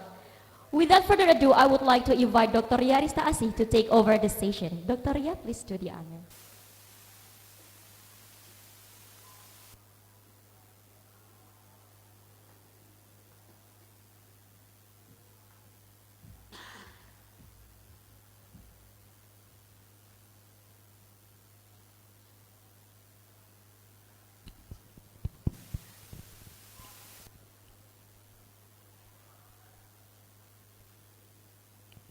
Well, bismillahirrahmanirrahim. Assalamualaikum warahmatullahi wabarakatuh. I cannot really hear your voice. Assalamualaikum warahmatullahi wabarakatuh. Waalaikumsalam warahmatullahi wabarakatuh. Thank you very much. Finally, I hear someone online. So, welcome again to the IC-STSD 2026. Well, actually, this is our 4th international seminar, and I'm very thrilled to welcome you all here, because usually the event was held online before. Now here I am moderating a distinguished researcher from Singapore. Well, let me introduce her first. Her name is Irna Nurlina Masrun. She received her PhD in the geography from Big Bird College, University of London in 2025. She's very young. I mean, like, yeah, very young, like even younger than me. She's a fellow of the Regional Social and Cultural Studies at the Indonesia Studies programs at the ICS, Yusof Ishak Institute, the Institute of Southeast Asian Studies in Singapore, as well as an associate editor of Sojourn. So if you are looking for some publication, collaboration, and then we can extend our partnership with her, the Journal of Social Issues in Southeast Asia. Her research focuses on comparative politics, urban housing and heritage in Southeast Asian cities, such as Jakarta and Singapore. She's been around Indonesia, to Jakarta, to Kota Tua, to Semarang and Lawang Sewu. Like, she's pretty much quite understanding of the heritage and also the geographical location of Indonesia. She holds a Master and Bachelor of Social Science in Political Science from the National University of Singapore. So let's give a round of applause to Dr. Irna Nurlina Masrun.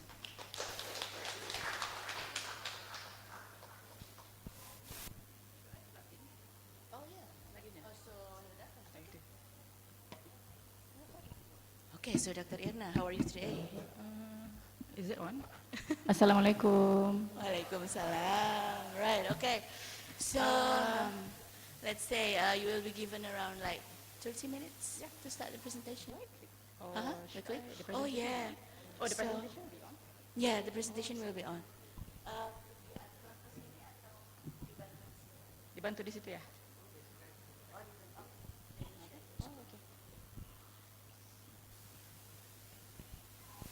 So you'll be given around 30 or 40 minutes for your presentation, and then followed by question and answer session.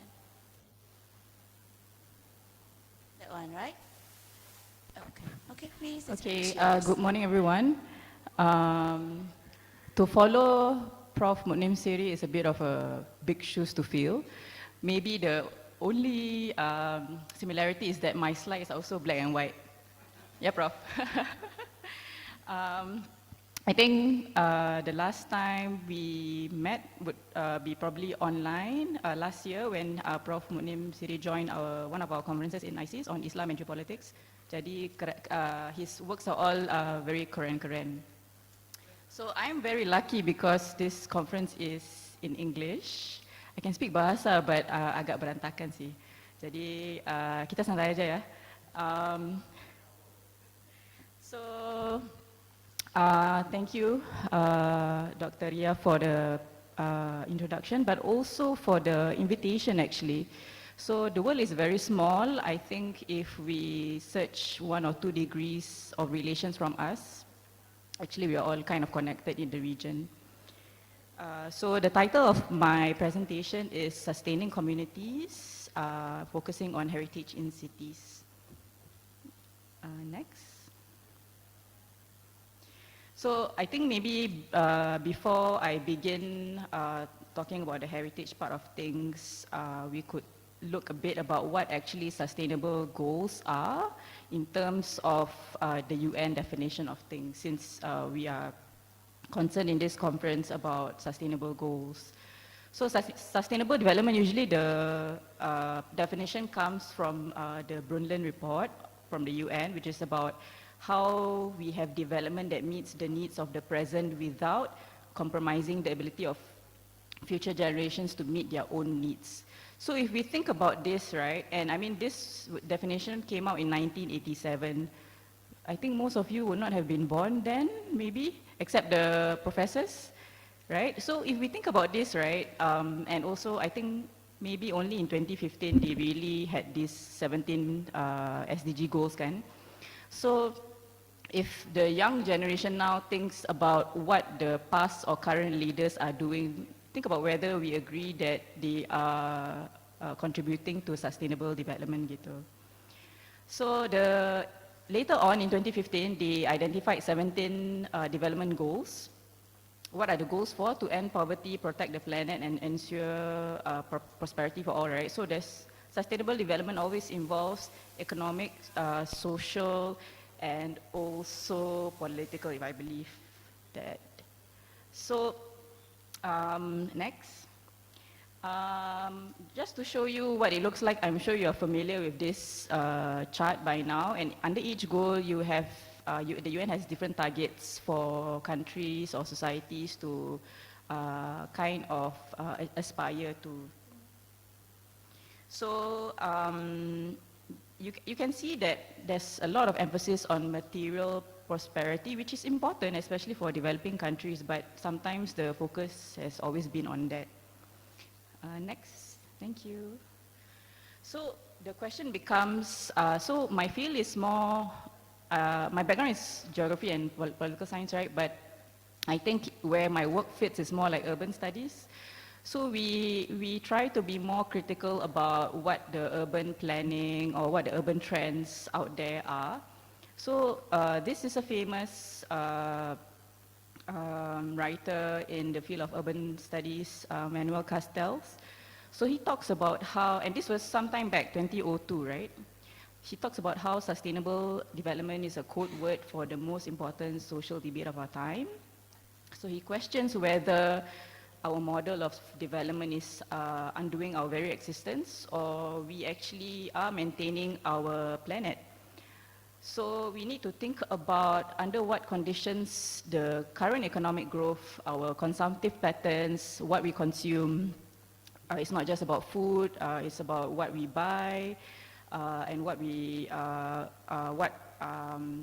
digital technologies and the platform that we use, and our ways of living. So whether we are doing, recycling or reusing, reproducible over time without damaging the conditions of their reproduction. So the idea is that if whatever we have right now is probably better than what the previous generation had, right, in terms of material things, but also in terms of systems in some ways.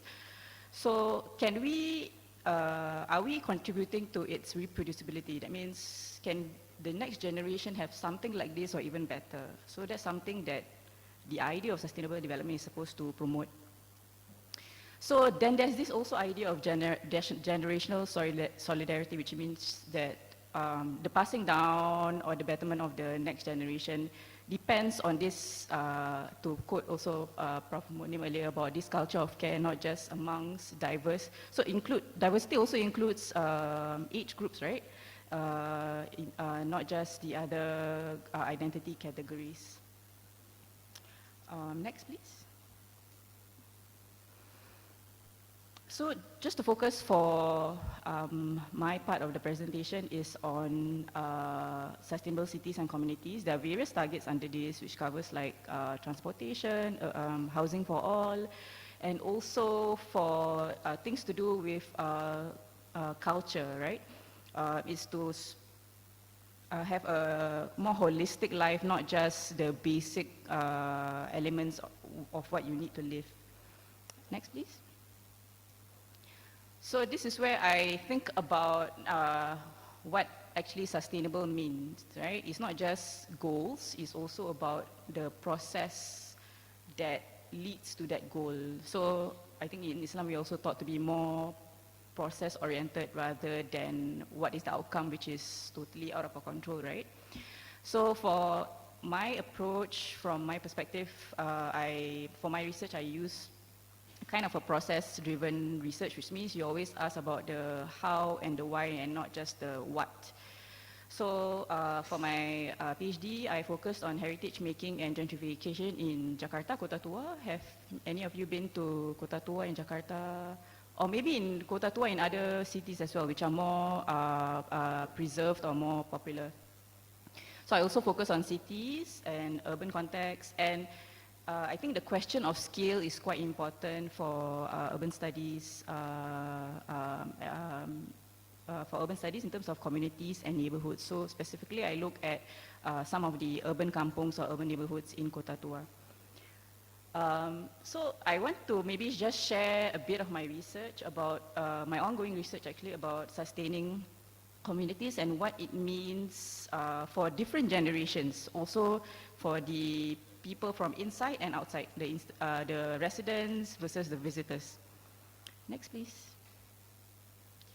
So I think one of the ideas how this came about was also because when I was doing my PhD, I was doing my research in Kota Tua. I was hosted by Universitas Indonesia at the architecture department. So there we had a lot of discussion with my fellow Indonesians who are doing their PhD as well. So we discussed about our experience of each other cities, but also as visitors to the other cities. So sometimes for the students there, they bring their students for field study to Singapore, to certain parts of the island where there are a lot of this architectural history that they would like to look at. So from there we have this conversation of a dialogue, I suppose, of like, okay, what what actually makes a city authentic to the visitors, but also to the residents. So maybe this could be an idea for you in terms of like thinking about publications and collaborations. It's not just about the writing, but also the methodology of like dialogue between your collaborators. So if you look at a lot of post-colonial cities, port cities, there's always a kind of a Chinatown, a Little India, an Arab quarter, and also an indigenous quarter, among other ethnic enclaves that we also have here in Indonesia. You will see that there's always a certain kind of configuration, but maybe in different dynamics. So if we look at present day Singapore and Jakarta, the legacies of some of these neighborhoods are still there, and they continue to influence like the physical, social, economic, and political conditions of these cities. So when I or when my friend as a visitor come to Singapore and see the space, we see different things because we come from different places that informs our positionality, which is part of methodology actually. And so when we see things, we discuss. That's how we also write the paper. So that's how the methodology or the idea of the paper came about, to kind of not compare apple with apple, but more like the process of how these areas become what they are today. So we also think about these spaces as experiments, whether it's by the residents themselves, by people visiting, or even by government policies to make these areas like heritage areas or conservation areas. These are all experiments because we can't really control the outcome of these things. So they are all tests in that way. Next, please. So we think about urban conservation as not only the outcome of, in terms of like a heritage object, a structure of practice. You know, if you look at the cagar-cagar, undang-undang cagar budaya, right? But also we have to think about urban conservation as an inherently unstable process, because people are still living in the area and they should still continue to live in the area, because urban change is happening so rapidly, right? You have a lot like rapid urbanization, immigration, urban development. So we try to think more about like the urban conservation has to be given more attention, which mean the communities and the people, rather than so much of the conservation side of things. Next.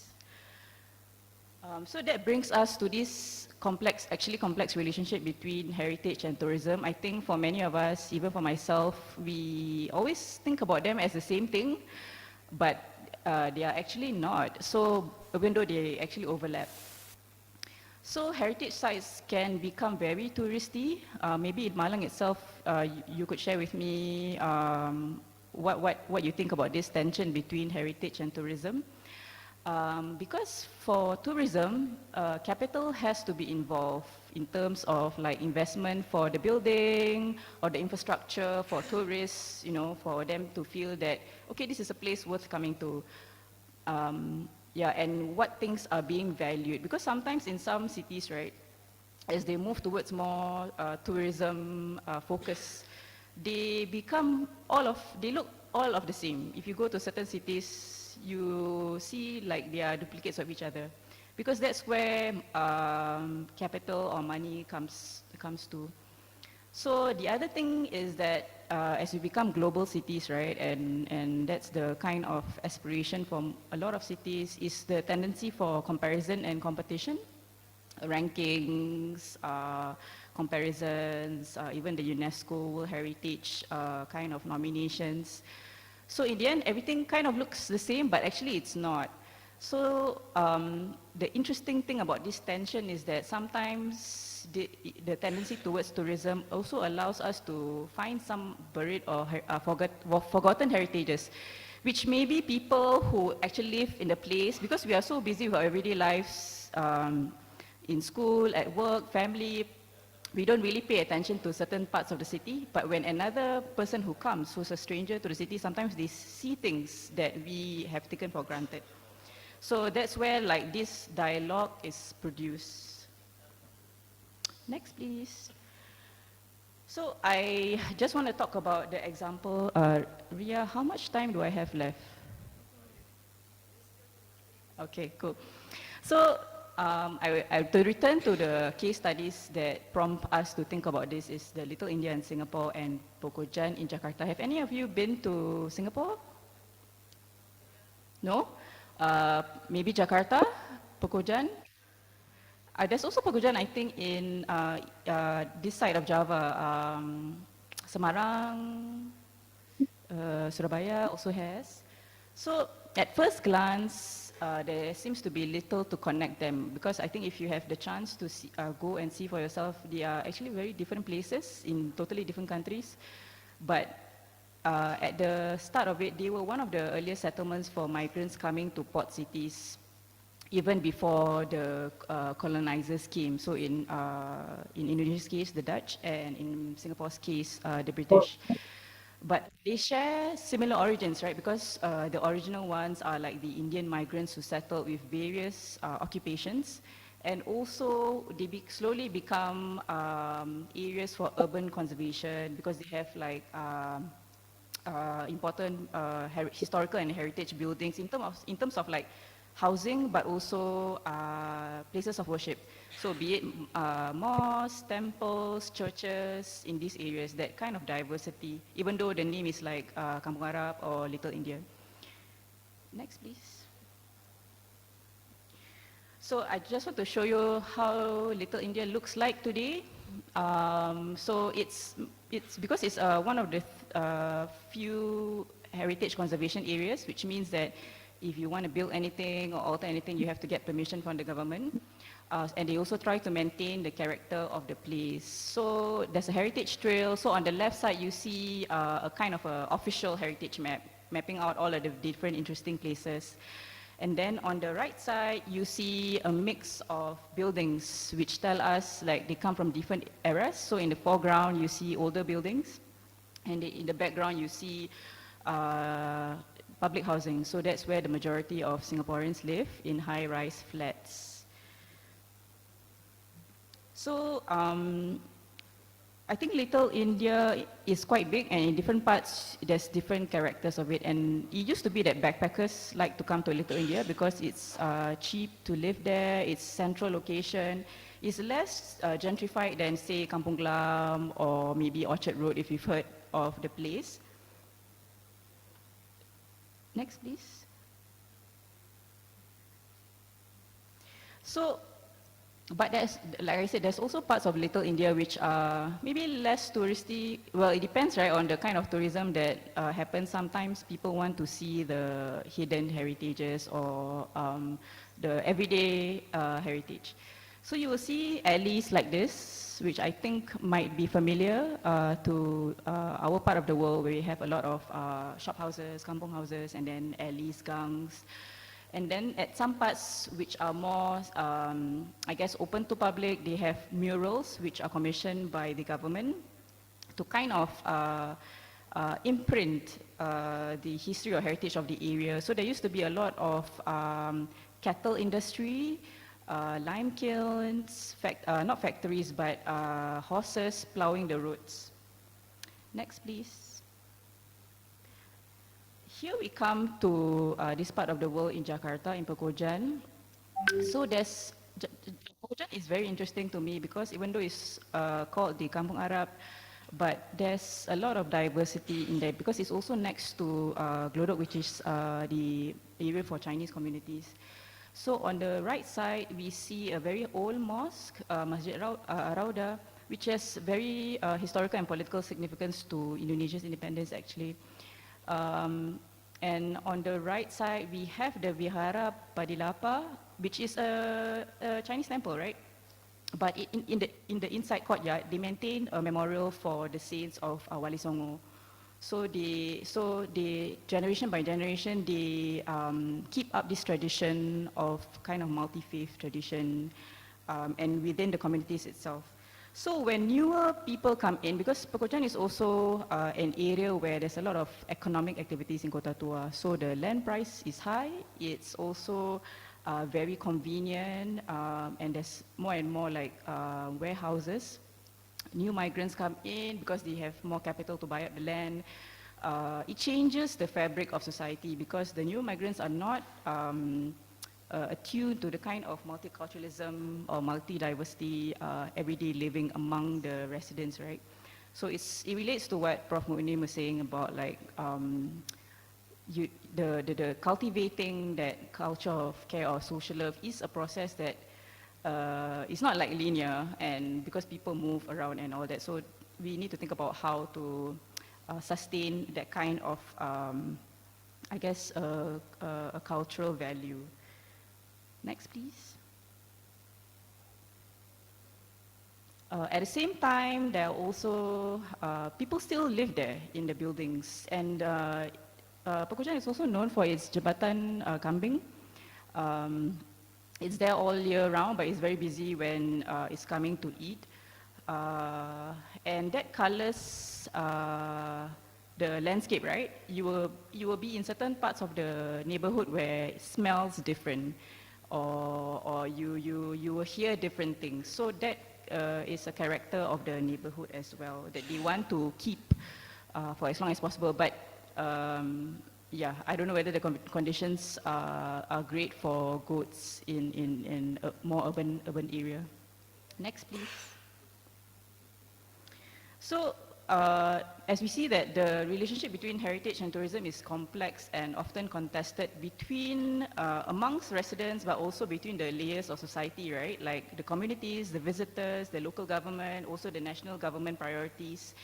There's always the danger of shaping the heritage of a place to suit current tourism trends, right? Because we do need resources in terms of money, in terms of visitors to come, and that can negatively impact the neighborhood and its residents. But as I mentioned, also sometimes from these tensions and from these difficult processes, you also have rediscoveries or repackaging. So social life is very dynamic like that. So I think it's learning how to balance and have conversations among the different actors who are relevant to that area. Next, please. So at the end of it, at the end of each research, actually, right, when you write a paper, it's not about what you find, but also what's next. Like when you have a research question, it always opens up more questions, because the limit, what you know is also the limit of what you don't know. As you know more, you realize that you actually don't know more. Does that make sense? Yeah, I hope. So I think, oh, the time is up, yeah. Okay, so I think, right, like, especially in like heritage field, in urban heritage, urban conservation, there's different tensions between like different experts about what makes a place authentic, right? And that's kind of difficult if people are also living in the place, and then like we have all these ecological issues right now, like flooding, climate change, that will always change the character of the place. And at the same time, increasingly visitors also want some places which are dynamic or real, right? So there also needs to be this kind of diversity of function, not just like service industry for tourists, but also other people who make the neighborhood kind of complete. So if these tensions always come together, how we kind of need to focus on the process of it, the how of it, and then to manage our expectations of what will be the outcome of all this kind of collaboration, contestations, and ultimately for whom is the urban conservation, or who are we heritage making for? So I think that brings me to the end of my presentation. Thank you.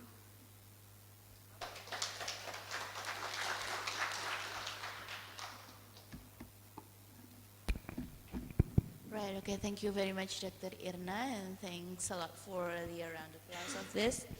So it's a very interesting topic about the ebbs and flows of urban and also the gentrification. Well, actually, we know now the difference between sustainable and the sustaining. While we are moving towards the living of those people, we have to also take into account their well-being, and also how to not let them exploited by the capitalization. Right, okay. So now we invite participants to ask the questions. You can ask in English, in Bahasa, is that okay? Yes, Bahasa boleh. Yes, please. Move to the middle. Ya, di situ. Mikrofonnya di tengah. Ya, silakan ke tengah langsung. Ya, berdiri di situ, and then, oh, which one? This, all right, okay. So please introduce yourself, and then from what department are you?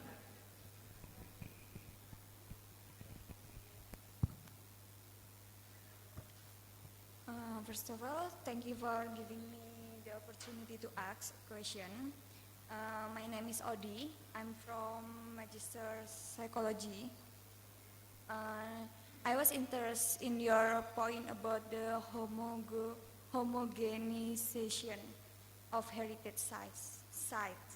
In your opinion, how we can determine whether a heritage site is still authentic or if it has been overly modified to satisfy tourist demand? Thank you.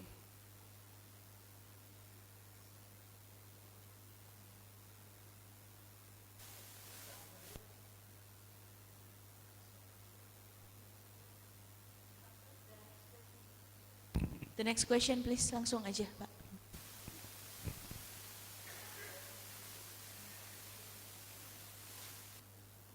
Okay, my name is Gusti Bayu Madasana from Magister of Islamic Education. Firstly, I would like to say sorry if my English is not good enough. May I know your opinion? How can research institutions and universities collaborate more effectively? This is regarding your statement about collaboration. How can research institutions and universities collaborate more effectively to turn academic finding into actionable education policies? You got my point in. I mean, a lot of research only stop, I think, or only stop just as a research. I'm sure you know what I mean. Okay, thank you.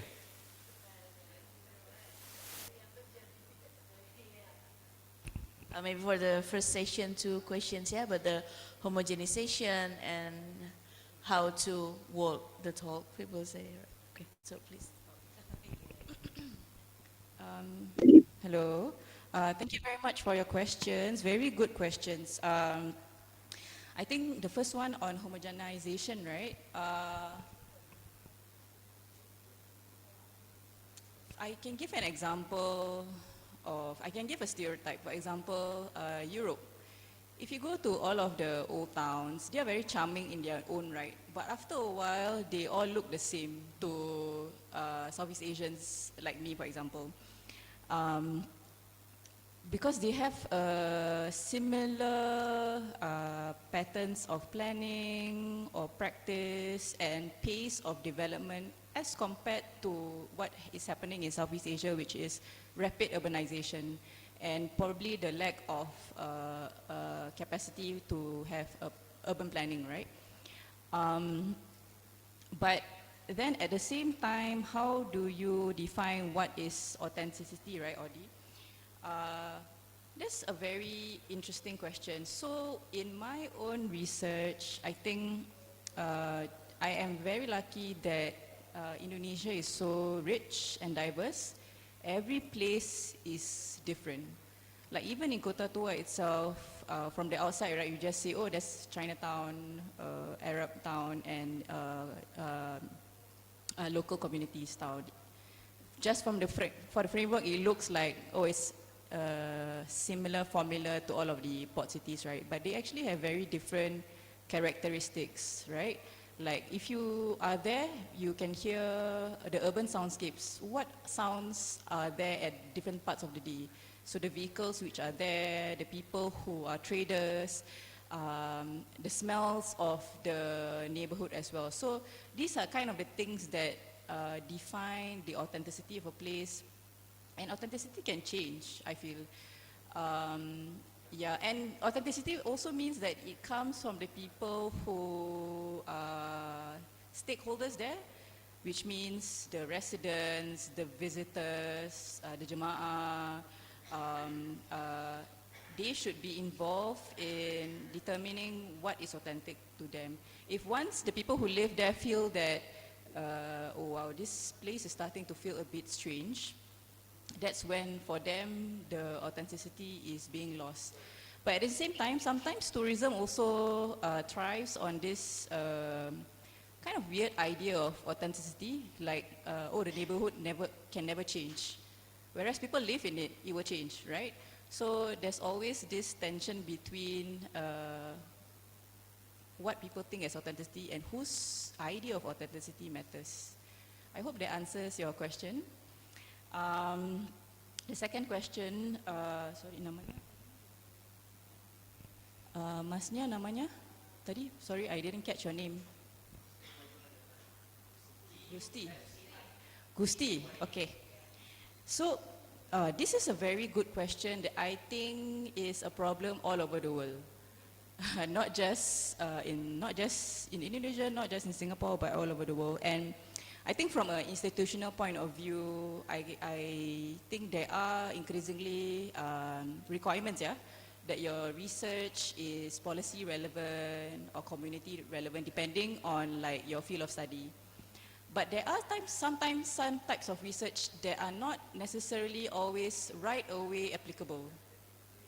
Those things would be like theoretical research or philosophical research or questions of morality and ethics maybe, which are thought experiments or drawing from reality, but then you think to the possibilities.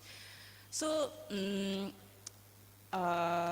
terms of, for my own field, I think in urban studies, there are a lot of universities and research institutions which collaborate with local communities. I think, for example, in Jakarta itself, a lot of the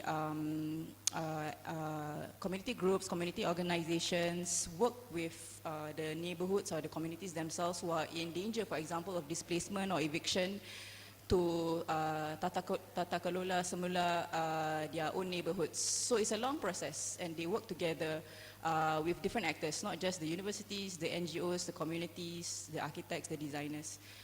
But that is a process which is often longer than what our, maybe in university or research institutes, KPI timeline is, right? So I think as researchers, we have to also sometimes think about our own positionality or our own privilege in our different institutes, and whether we can kind of balance between our KPIs but also our contribution to the public. So I come from a research institute which is public oriented, right? So we have the responsibility to make sure that our research is beneficial, that can be used, and sometimes this comes in various forms, whether you directly work with communities, or whether you publish and then it's open access or it's free for download, or you share that kind of information with your networks and not just amongst us. Because sometimes researchers are also they live in a bubble maybe, or even if we are in our master studies, we also are amongst our kind in a sense, right? Our friends, our groups. We need to have diverse groups of friends, not just in terms of ethnicity or gender, but also in terms of socioeconomic class, for example. Be involved in different communities. But I find that in general, people in Indonesia are more active, yeah, dalam like community works in their own neighborhoods, in their own campuses. I think that's as far as I can say for this question. I hope that answers your question.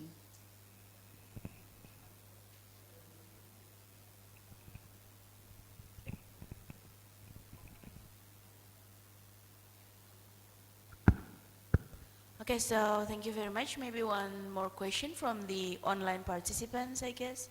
Is there any question? Online participants. It's more than this, but 100. Yeah. Okay, more questions? No? Oh, boleh, Mangga Budia. Silakan. One ultimate question from the vice directors.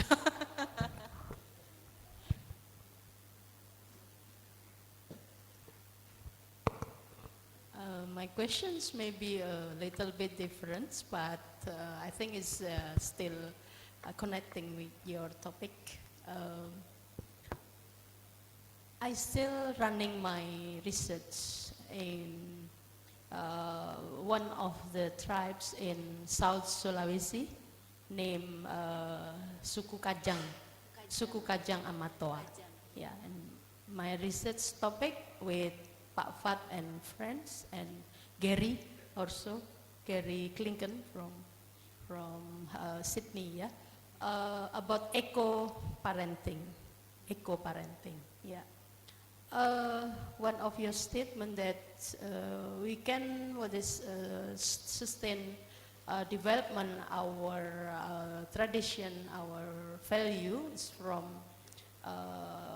generational sustain generation, yeah. So why our research is about eco-parenting, yeah.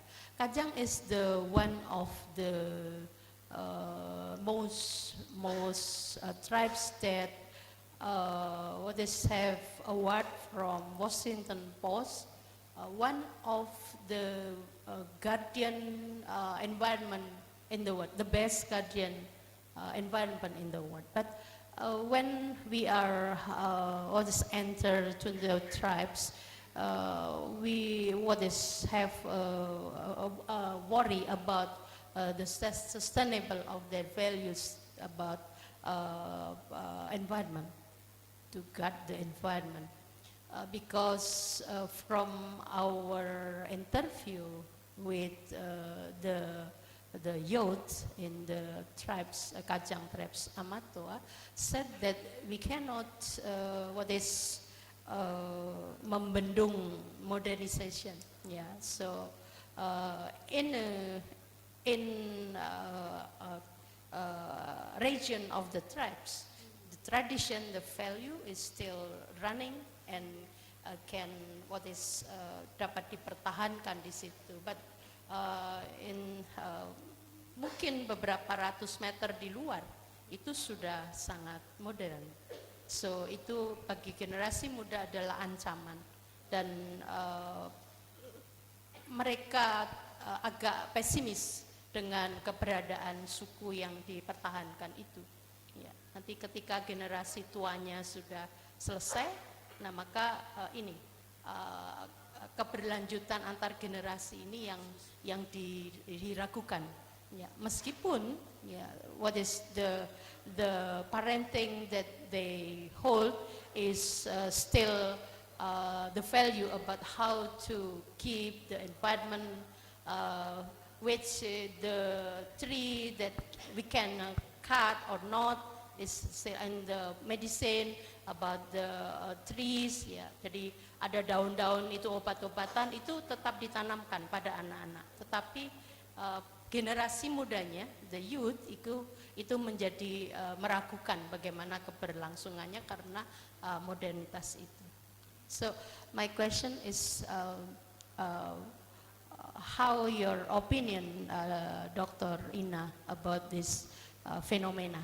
Yeah, jadi we explore about eco-parenting that's still running in the tribes, but we also worry about this sustainable of the values and what is the existence of they are as a guardian of environment. Okay, thank you, Bu Ria and Dr. Ina. Okay, thank you, Budia. So I think it relates to your term, the generational solidarity. We have to make sure there is a generational solidarity, but on the other hand, like they already have that through the eco-parenting, but they have to keep abreast of the modernization, capitalization. So what's your take on that? Eco-parenting. Yeah. Yeah, the guardianship. Thanks, Prof, for your question. I think this is something that a lot of communities face, especially those with rich traditions that can no longer be continued because of the conditions that are changing around them. your example of Sukakajang makes me think about in my field sites themselves, because it's at the Sunda Kelapa port area. There's a lot of nelayan, a lot of the makers of kapal, and the knowledge about Pinisi and its traditions. Is the same about forest, yeah. So it's the same concern that the current generation of elderly with the young people, because the young people no longer have the same kind of occupation for various factors. But in Suku Kajang, the young people, what do they do? Is it the similar occupation as their parents, or they really more modern?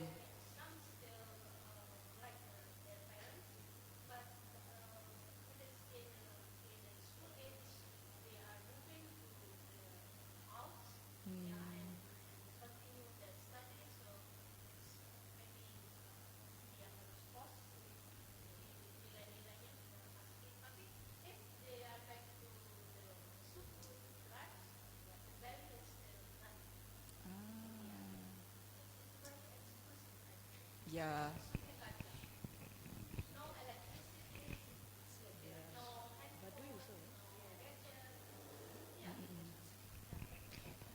Is it something similar like the Suku Baduy? Maybe, yeah.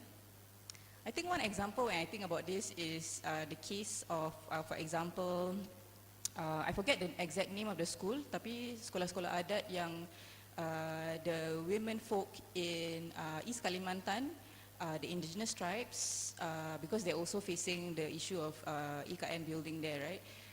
What I learned from them is they have sekolah adat, which is on top of something the young people go to schools. They go to normal schools, but they have their own community learning where they create and pass down awareness of the indigenous knowledge about all the little things in their environment that they know, the herbs, the medicine, how do you build things. So that's one of the ways they try to make their own dictionary as well, because they have their own languages.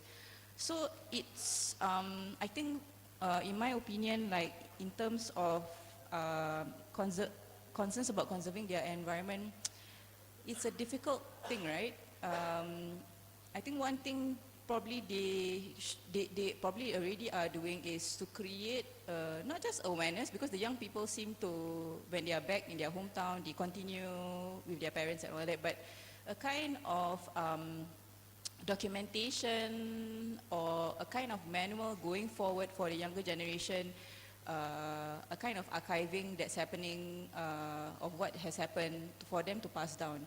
So even if, let's say, the young people in further generations decide not to, for whatever reason, decide not to have the same kind of eco-parenting role, they can always come back to it at some point later. But the worry is also about the environment changing, right? Yeah, so I'm not sure. Thank you.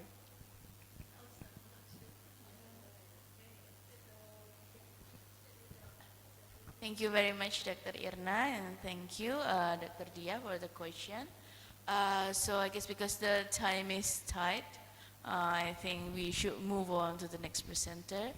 Just to conclude the presentation is that to build a sustainable city, we have to keep in mind about the people who are living there to make them running through the sustaining process. So we have to take care of the environment and also the people in there. I mean, both the innovation and also the sustainability should never hurt the people inside, right? Okay. So thank you very much for the attention today. So let us close this session together. Assalamualaikum warahmatullahi wabarakatuh. So I'll give back to the MC. Thank you very much.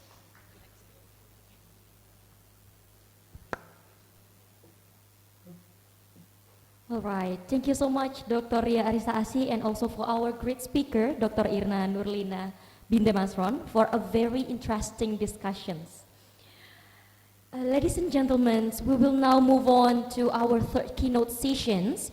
This session will be moderated by Dr. Tommy E. Saputro, PhD, lecturer from Industrial Engineering Department at University of Muhammadiyah Malang. May I now invite Dr. Tommy E. Saputro to guide us through the next session.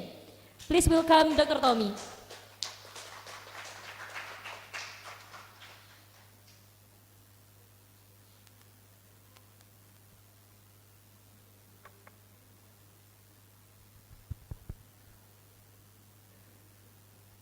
Okay, good morning everyone. It is our great pleasure to be here, stand before the distinguished guests and also the participants. Welcome to the third keynote sessions. My name is Tommy Eko Saputra and I'll be serving as the moderator for these sessions. This session will provide an interesting topic to discuss, which is towards sustainable cities, intelligent renewable energy, integrations, and urban resilience. This presentation will explore how intelligent renewable energy system can support sustainable urban development and strengthen cities' resilience in addressing environmental and societal challenges. It's now my great honor to introduce and also invite our third keynote speaker, Professor Mahmoud Effendi. Please come on the stage.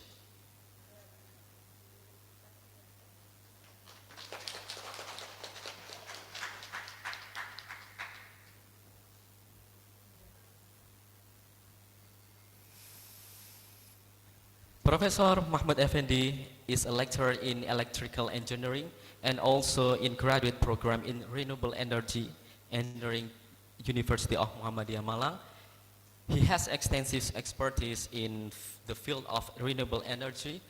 Through research, innovations, and also contributions, he has played an important role in advancing knowledge and practical solutions towards sustainable energy transitions and resilient urban infrastructure.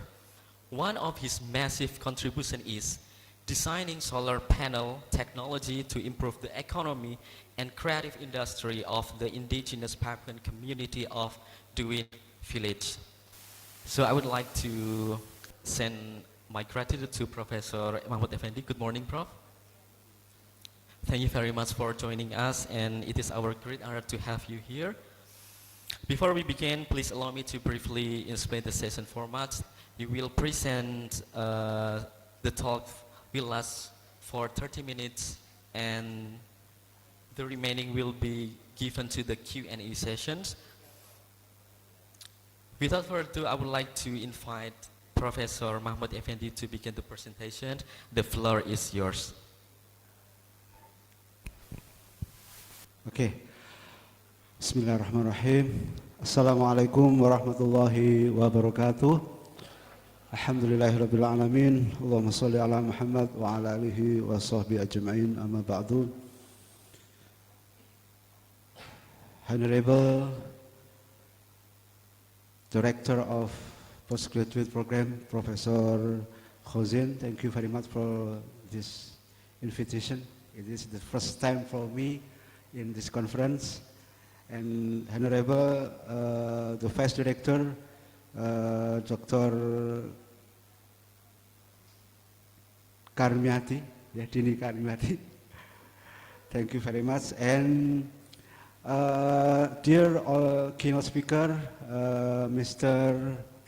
Associate Professor Mun Im Siri and Dr. Irna, and especially for the committee, chairman of committee, Professor Yoyo, because my picture in the flyer is more handsome than the reality. I am surprised because my picture is more handsome than reality.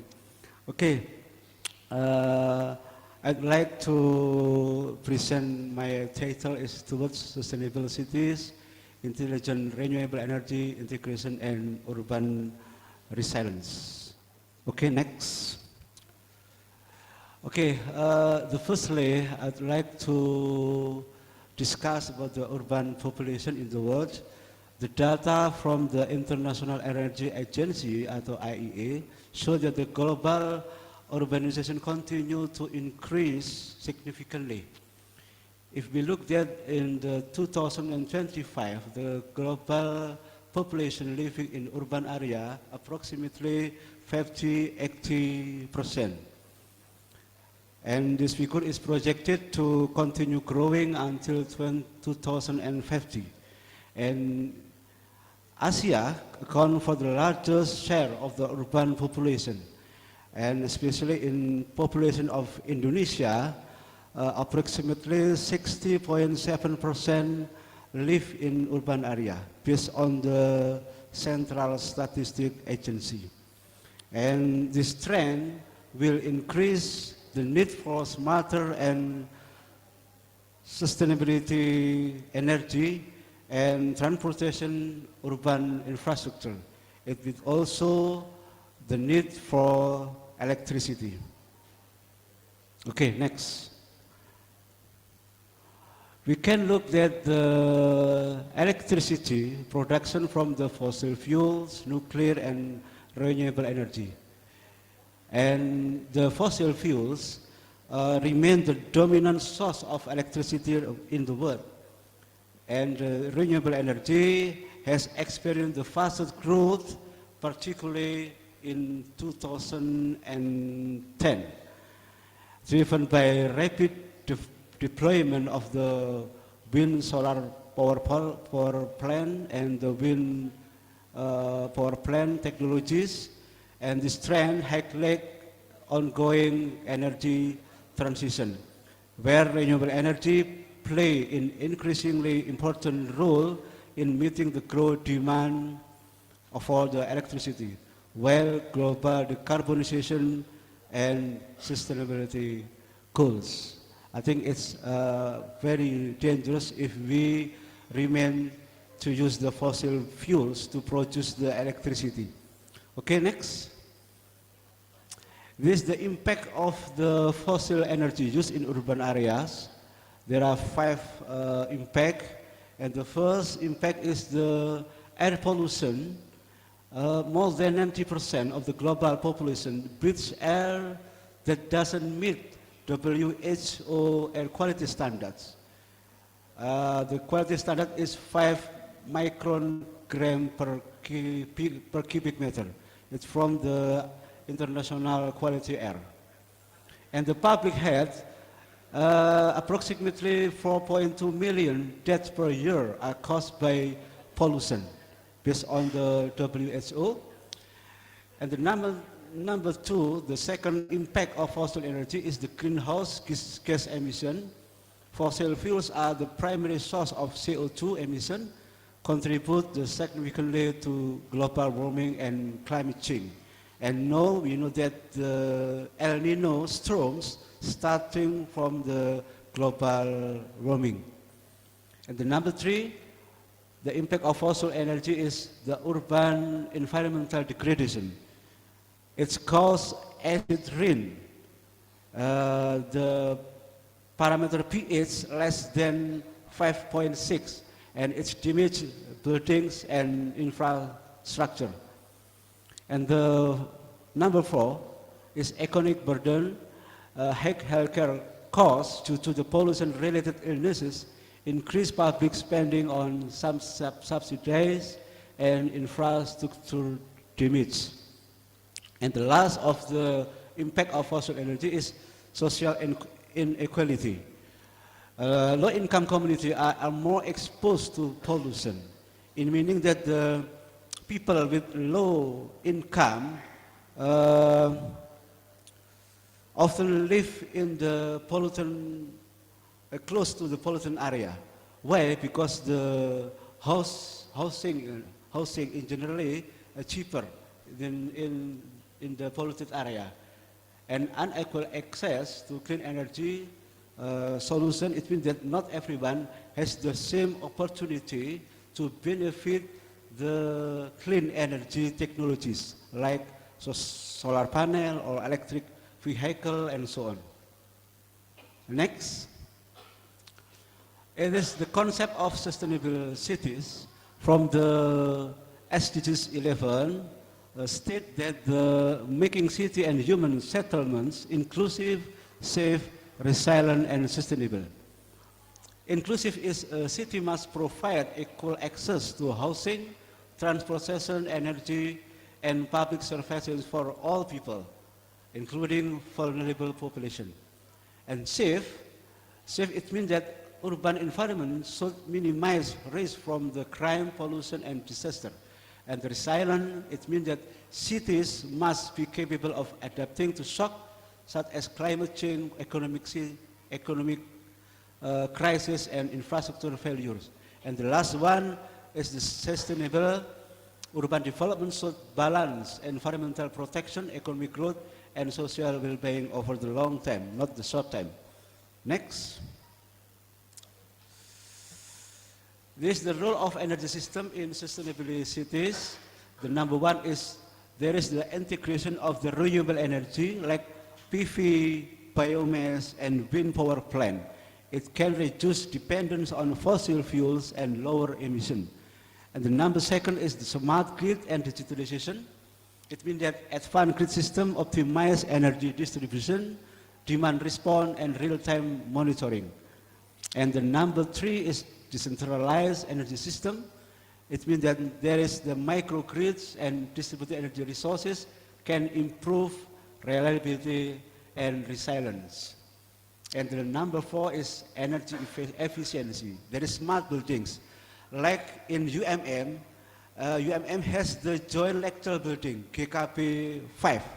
There is automatically scheduling AC, air conditioner, and then can save the electricity.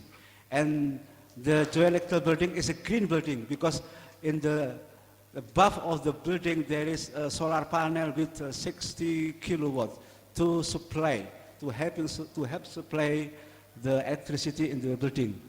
And there is efficient appliance and urban design reduce overall energy demand. And the last one for the role of energy system is the energy storage system like battery, supercapacitor, and other storage can stabilize intermittent renewable energy supply. Okay, next. Okay, this is the example of the renewable energy in urban area. The UMM, in the only one university in Indonesia, there are two micro hydropower plants inside in the campus. The micro one is 100 kilowatts, and the micro hydro two, the second micro hydro is 80 kilowatts. Yes, it's the only one in Indonesia, I think. And UMM has the rooftop PV UMM, 60 kilowatts. I think it's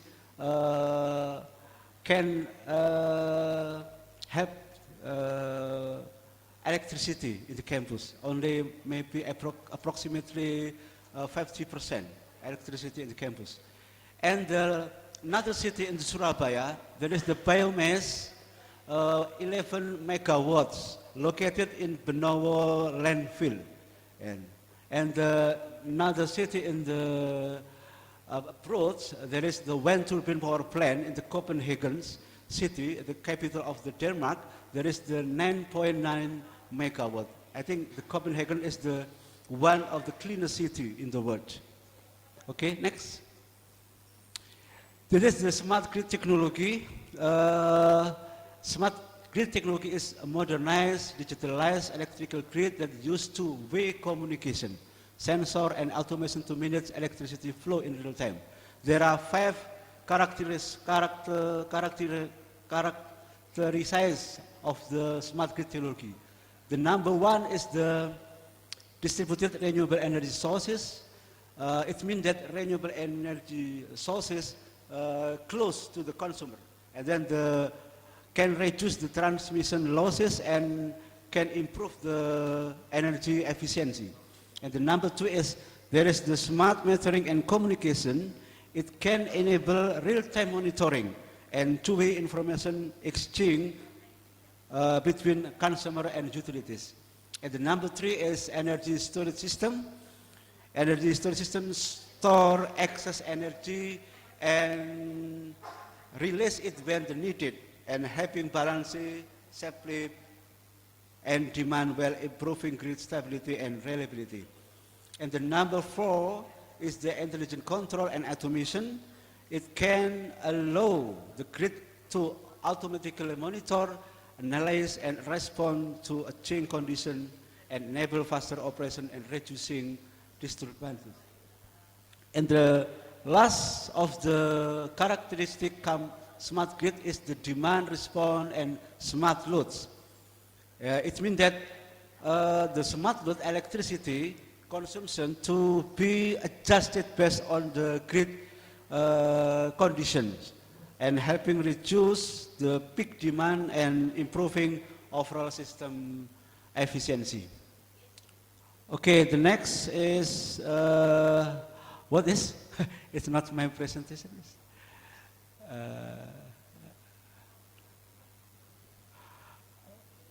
Yes, okay. This is the energy management system for EMS.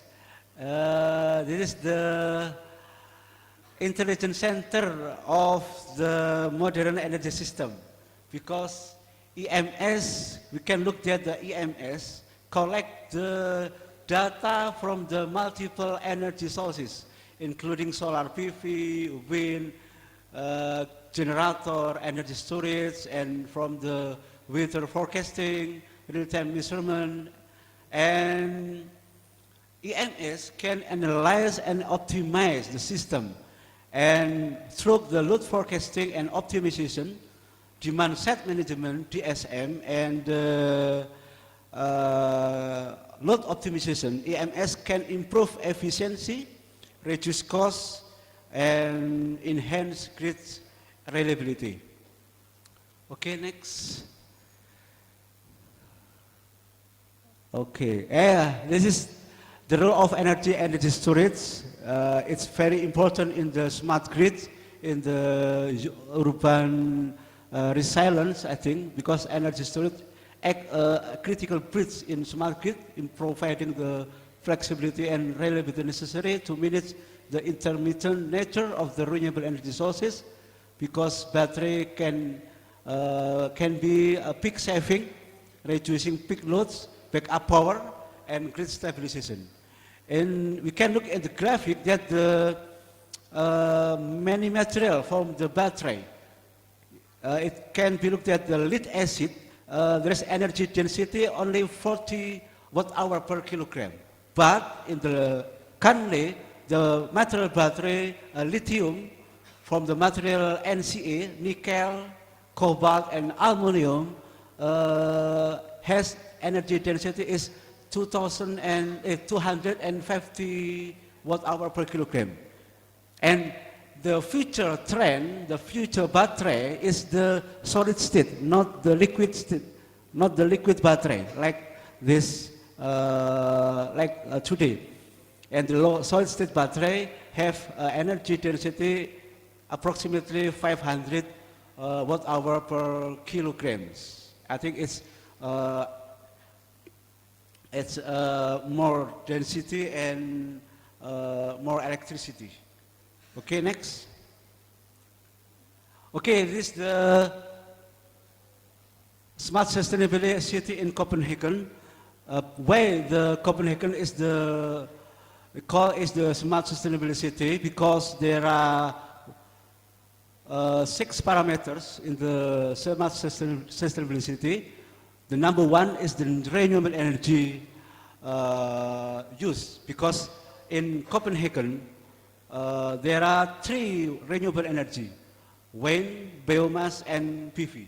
And 70 until 80% the electricity from the renewable energy.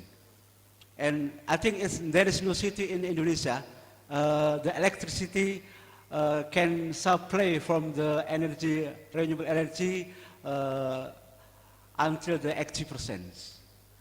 And the PM 2.5 average, I think it's the indicator of air pollution.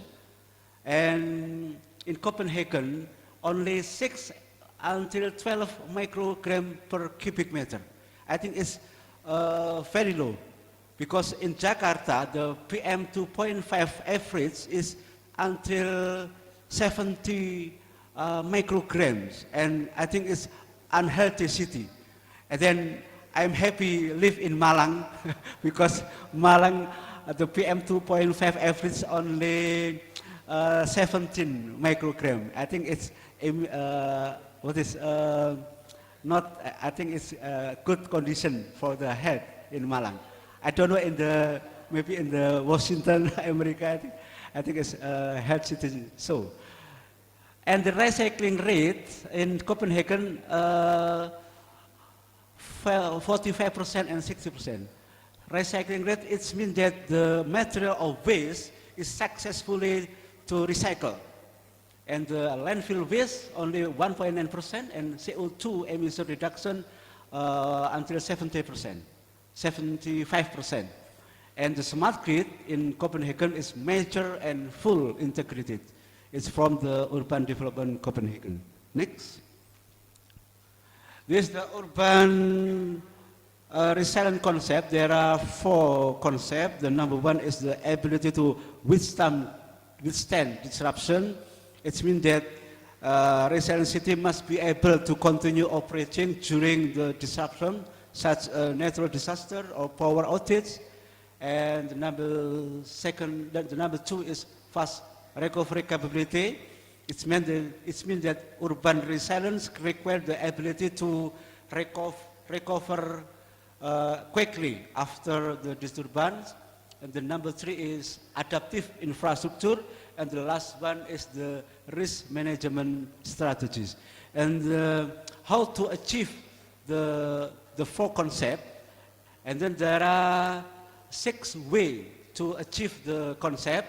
The number 1 is how to identify potential risks and how to implement smart technology and diversification and integration of energy sources, and develop intelligent transportation system, enhance cybersecurity of protection, and the last is public-private collaboration. Because public-private collaboration can enhance the shared resources and accelerate innovation in energy sustainability.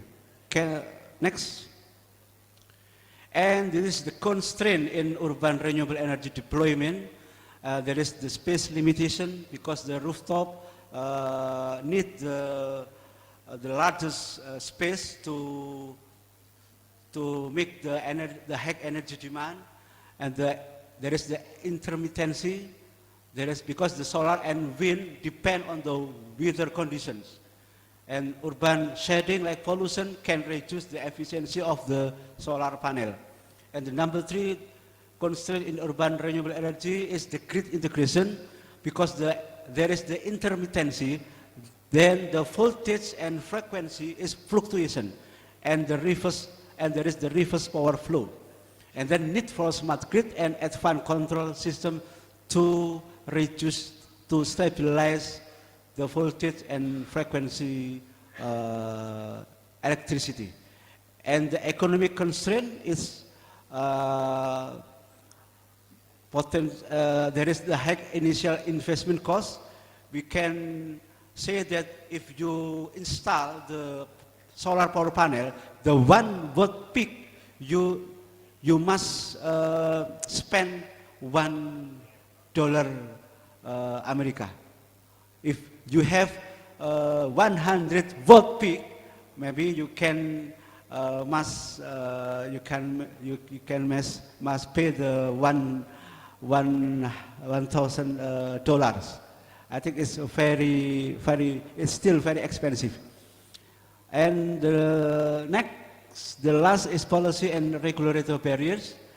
Okay, it's the last my slide is the future trends of the sustainability city. Is the number 1 is the rise of prosumer and peer-to-peer trading. It means that the consumer will not only use electricity but also generate and sell it. Jadi kita dapat menjual listrik kepada orang lain atau kepada utilitas. And with rooftop solar panel system, blockchain-based energy trading, and autonomous microgrids community. And the number second is advanced urban energy harvesting. Cities will transform into active energy producer. There is interconnection, there is power sharing, and the technologies such as transparent solar, window, and integrated urban wind turbine will enable building to generate clean electricity while maintaining their architecture, functionality, and aesthetics. And the number three is self-healing AI grids, because the AI will make power grids smarter and more resilient. By leveraging edge computing and automated demand response, future grid will detect disturbance, optimize energy use, and recover from disruption with minimal human intervention. And the last one for the future trend is urban digital twins and predictive resilience. In digital twin, technology will allow city to simulate energy system and climate-related risks before they occur. This virtual model will support data-driven planning, helping city improve resilience, reduce energy consumption, and adapt to future challenges. Next. Okay, thank you very much for your attention, and I will apologize for the shortcoming, and thank you. Assalamualaikum warahmatullahi wabarakatuh. Thank you very much, Professor Mahmoud, for the insightful presentations. What we have learned from your presentation is I catch one important things, which is regardless of the concrete foundations to build the infrastructure of the smart city, there is a one point which is very important, which is inclusivity.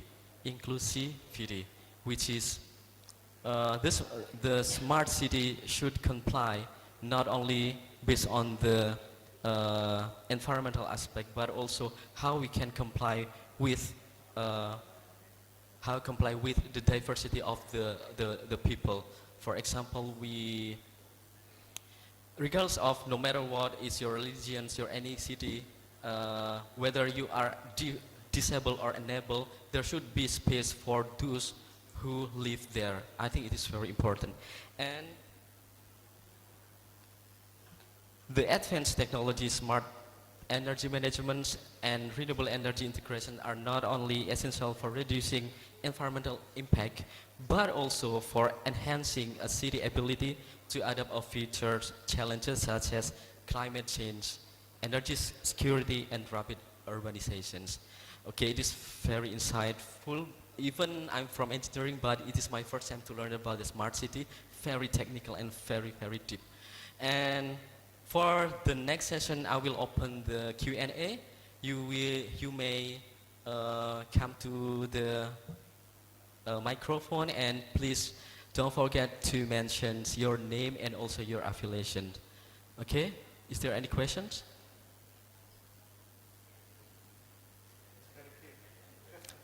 Yes, Miss Arista, you may come on close to the microphone.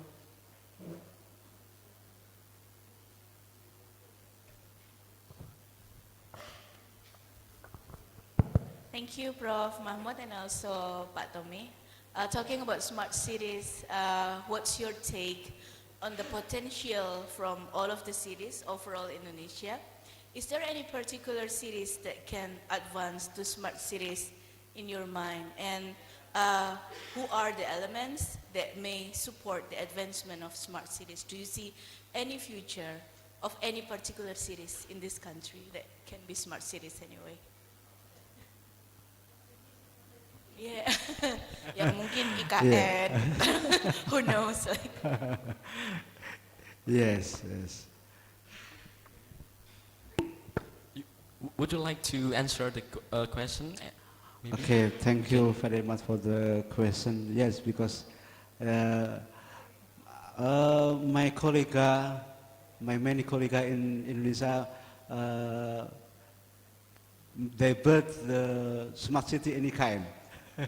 Yes, and it's the one example in the Indonesia, because there is no city, yes, in Indonesia, the smart city. But in Jakarta, if we look at there is the smart transportation. I think it's the one of the characteristic of the smart city. But the air pollution is not good in Jakarta because because there is no renewable energy in Jakarta, because the electricity produced from the coal mining, from the steam power plants in the around of the Jakarta. And then Jakarta is not the clean city, I think, but maybe approximately to the smart city, because there is the smart transportation, but not the renewable energy area, I think. Okay. Is it clear for you? Okay. So I will open for the next questions, please. Mention your name and also your affiliation. Maybe for the online participant, maybe is there any questions? No? Okay, thank you.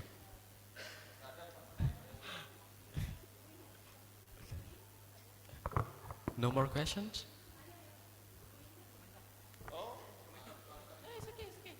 Oh yes, there is a question for our distinguished keynote. Okay.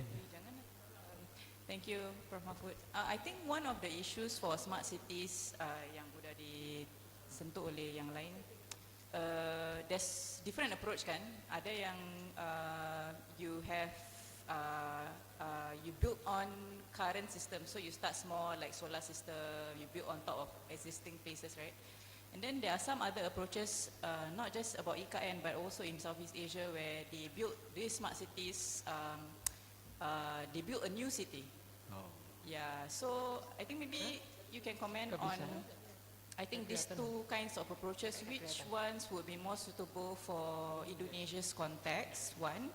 And then also I think the other issue about some of this renewable energy is waste. Like solar panels, when at the end of their lifespan, where do they go? Does the smart city management deal with the waste of smart city technologies? Yeah, how does smart city deal with the waste of smart city technologies? Thank you.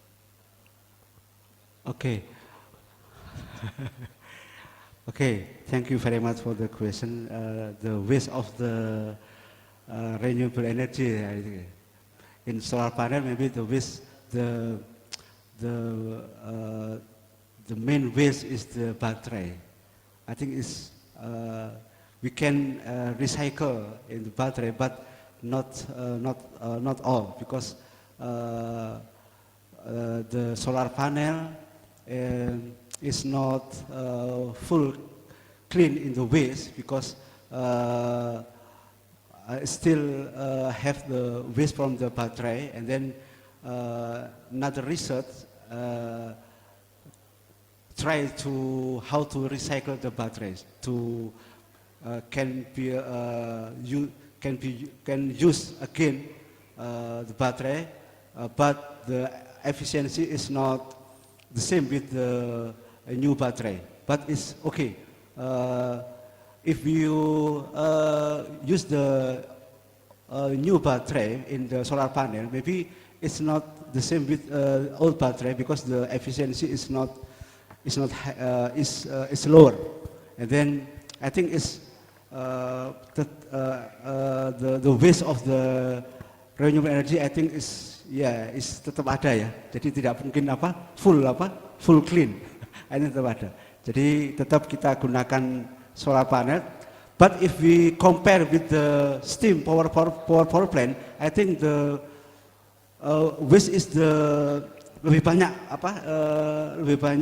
polusinya daripada the solar power plant. Yeah. Jadi I think it's the good choice if you produce the electricity from the solar panel, I think. Thank you. Okay, thank you very much. Is it clear for you? Okay.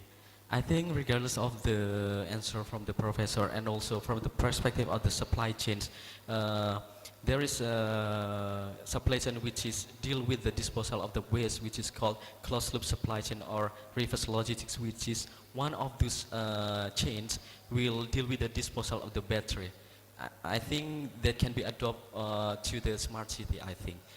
And I think we will end up these sessions because there is a time limit.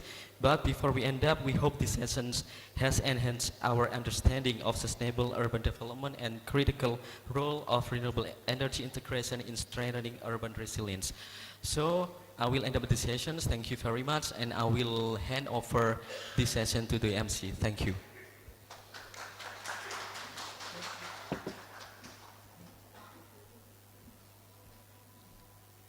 All right. Thank you so much for our moderator and speakers.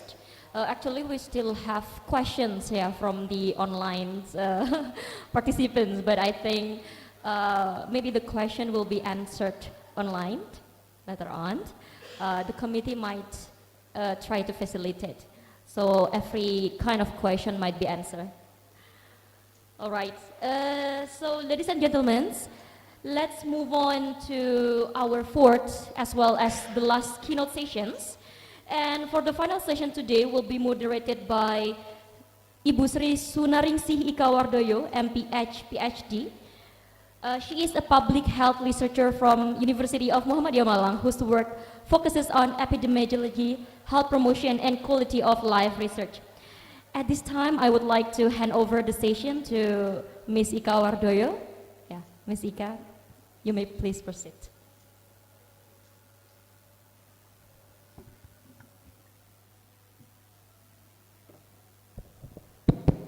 Thank you so much for the host. Bismillahirrahmanirrahim. Assalamualaikum warahmatullahi wabarakatuh. Thank you so much for the time today. As informed by the host, today I will be moderated Prof. Samir Diroche from Algeria. I hope it is through the online. I hope he has already joined in the Zoom already. Okay. Okay, Bismillahirrahmanirrahim. Assalamualaikum warahmatullahi wabarakatuh. The Honorable Director of Postgraduate University of Muhammadiyah Malang, the Honorable Vice Dean of Postgraduate Study of University Muhammadiyah Malang, and all of the professors, and also the students of the Postgraduate Study of University of Muhammadiyah Malang. Today I will be moderated, as I informed before, today I will be moderated Prof. Samir Diroche from University Al Eloud in the Algeria, from Algeria. Hello. Hello. Good morning. Hello. Samir. Hello. Good morning. Hello. Assalamualaikum, Waalaikum Prof. salam Samir. warahmatullahi wabarakatuh. Okay, sorry, Prof, for the time delay, Prof. No problem. I am Okay. waiting you. No problem. Okay. Okay, so Prof, I would like to introduce yourself to the audience today. Is it okay? Professor Samir. So, Professor Samir Diroche, our next speaker, is an Algerian academic and biomedical researcher specializing in applied biochemistry, oxidative stress, metabolic disorder, diabetes, nutrition, and disease biomarkers. He is a full professor at University of El Oud. Is it right, Professor? I hope it's mispronounced. Sorry? El Wed. Oh, okay, El Oud, where he is affiliated with the Department of Cellular and Molecular Biology and contributes to research in biomedical and health science. And according to his academic profile, Prof. Diroche obtained an MSc in applied biochemistry and a PhD in applied biochemistry, and he has been appointed as a full professor in applied biochemistry. And his research focusing on oxidative stress and antioxidant mechanism, diabetes and metabolic syndrome, cardiovascular disease risk factor, chronic kidney disease, nutritional and metabolic disorder, biomarkers for acute and chronic disease, and experimental toxicology and nanomedicine. And he has more than 220 scientific publications and over 1,500 citations, and already research published in biomedical, pharmacological, biochemical, and bioscience journal. And it's really an awesome CV, Professor Samir. And today, he would deliver his speech with the title Oxidative Stress and Chronic Disease from Molecular Mechanism to Preventive Strategy for Achieving Good Health and Well-Being. So, Prof. Samir, the time is yours. Thank you so much, Madam. Assalamu alaikum wa rahmatullahi wa barakatuh. الصلاة والسلام على سيدنا محمد وعلى آل محمد. Allow me in the first of all to thank Dr. Yoyok and the organizing committee for the invitation, and allow me to be part of the fourth IC-STSD 2026. I hope the next time I will be there with you. I am very happy to participate in this session. I am Professor Samir Darwish. I am lecturer in the biochemistry, applied biochemistry, and in the science as a dean of the faculty of the medicine at Al-Wad University in Algeria. Can you hear me? Yes, it's very clear, Okay. Professor. Okay.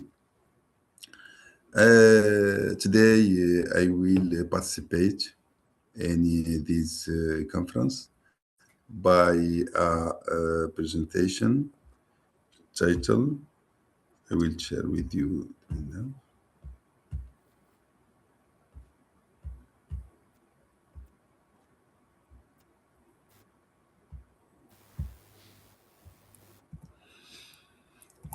Titled Oxidative Stress and Chronic Disease from Molecular Mechanism to Prevent Strategy.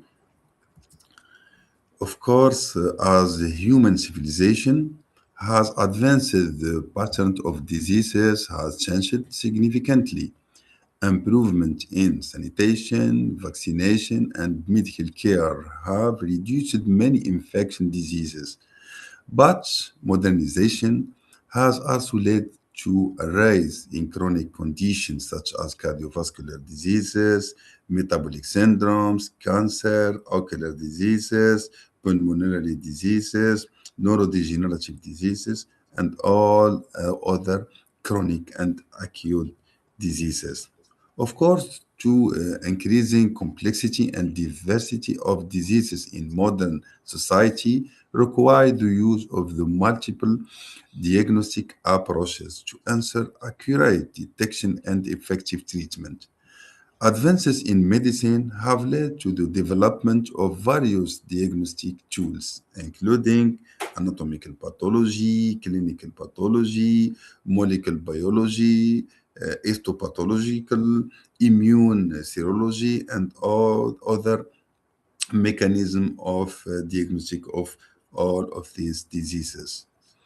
Oxidative stress is considered one of the major factors contributing to the development and progression of many chronic diseases, including cancer, cardiovascular diseases, diabetes, neurological disorder, and I think the most of the chronic diseases, the oxidative stress has the main role as a pathophysiological mechanism of all of these diseases.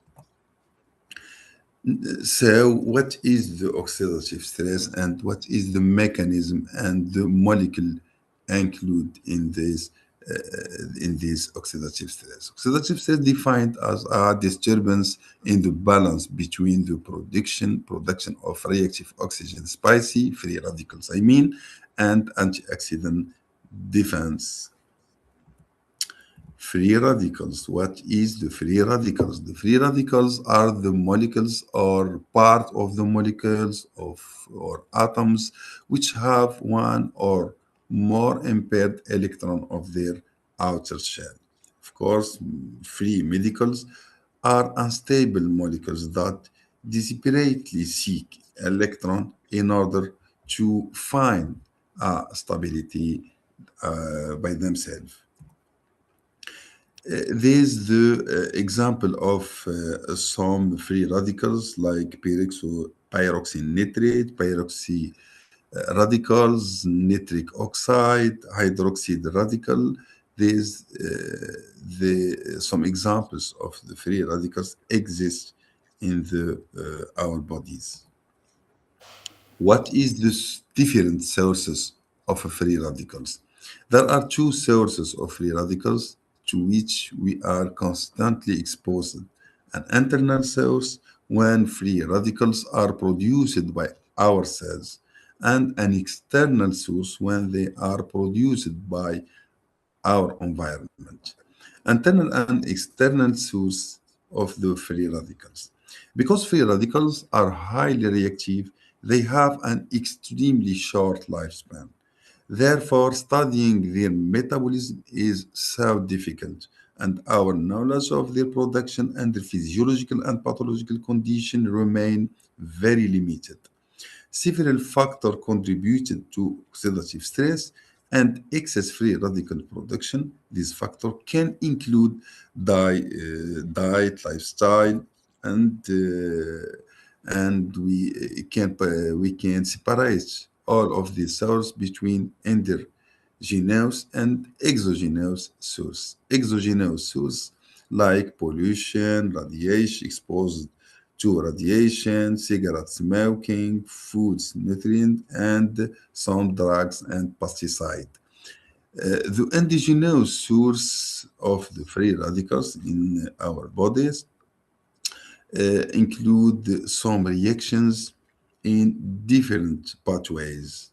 The main source is the mitochondrial respiratory and respiratory burst and NADPH oxidize and all other enzymes. These enzymes are parts of the metabolism pathways in our bodies. Of course, there is other sources of free radicals like the eating the red meats.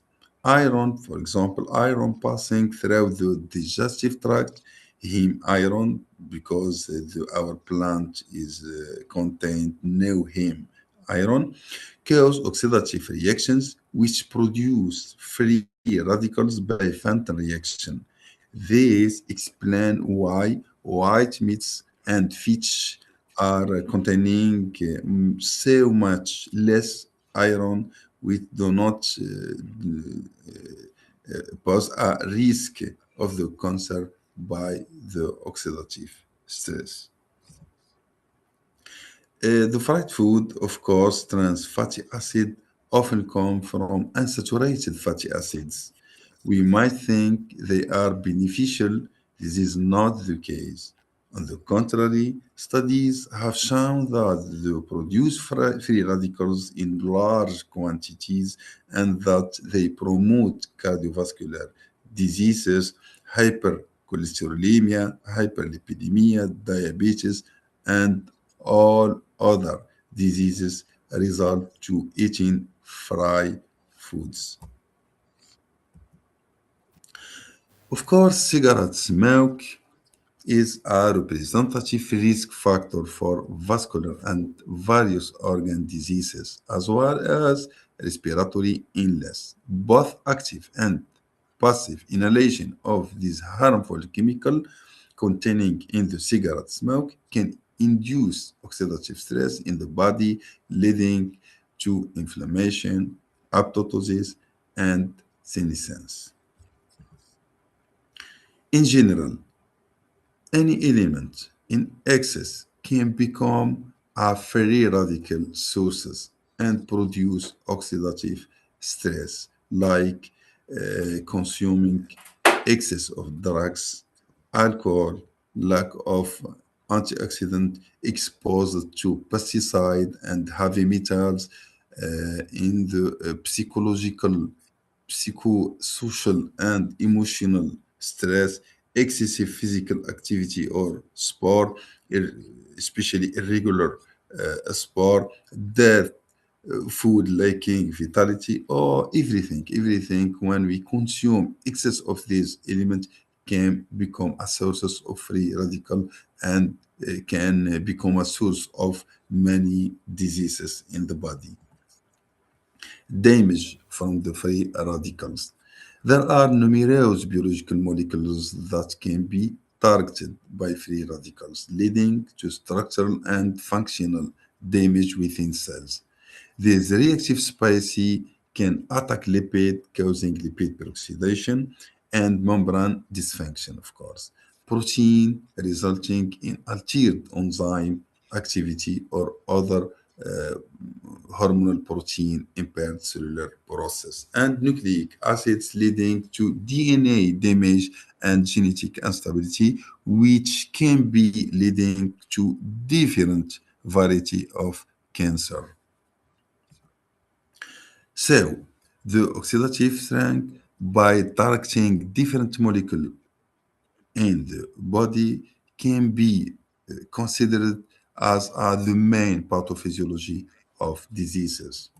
Like, for example, we can expose some example to diseases which the oxidative stress play a major role. Alzheimer diseases. Alzheimer diseases is a neurodegenerative disorder associated with aging. It is characterized by the loss of neurons and synapses in the cerebral cortex and specific subcortical area, leading to significant atrophy in affected region. According to the amyloid hypothesis, two key pathological features of Alzheimer's disease are the accumulation of the beta amyloid protein in extracellular senile plaque and the hyperphosphorylation of tau proteins, which form intracellular neurofibrillary tangle. This is the mechanism and the definition of the Alzheimer disease.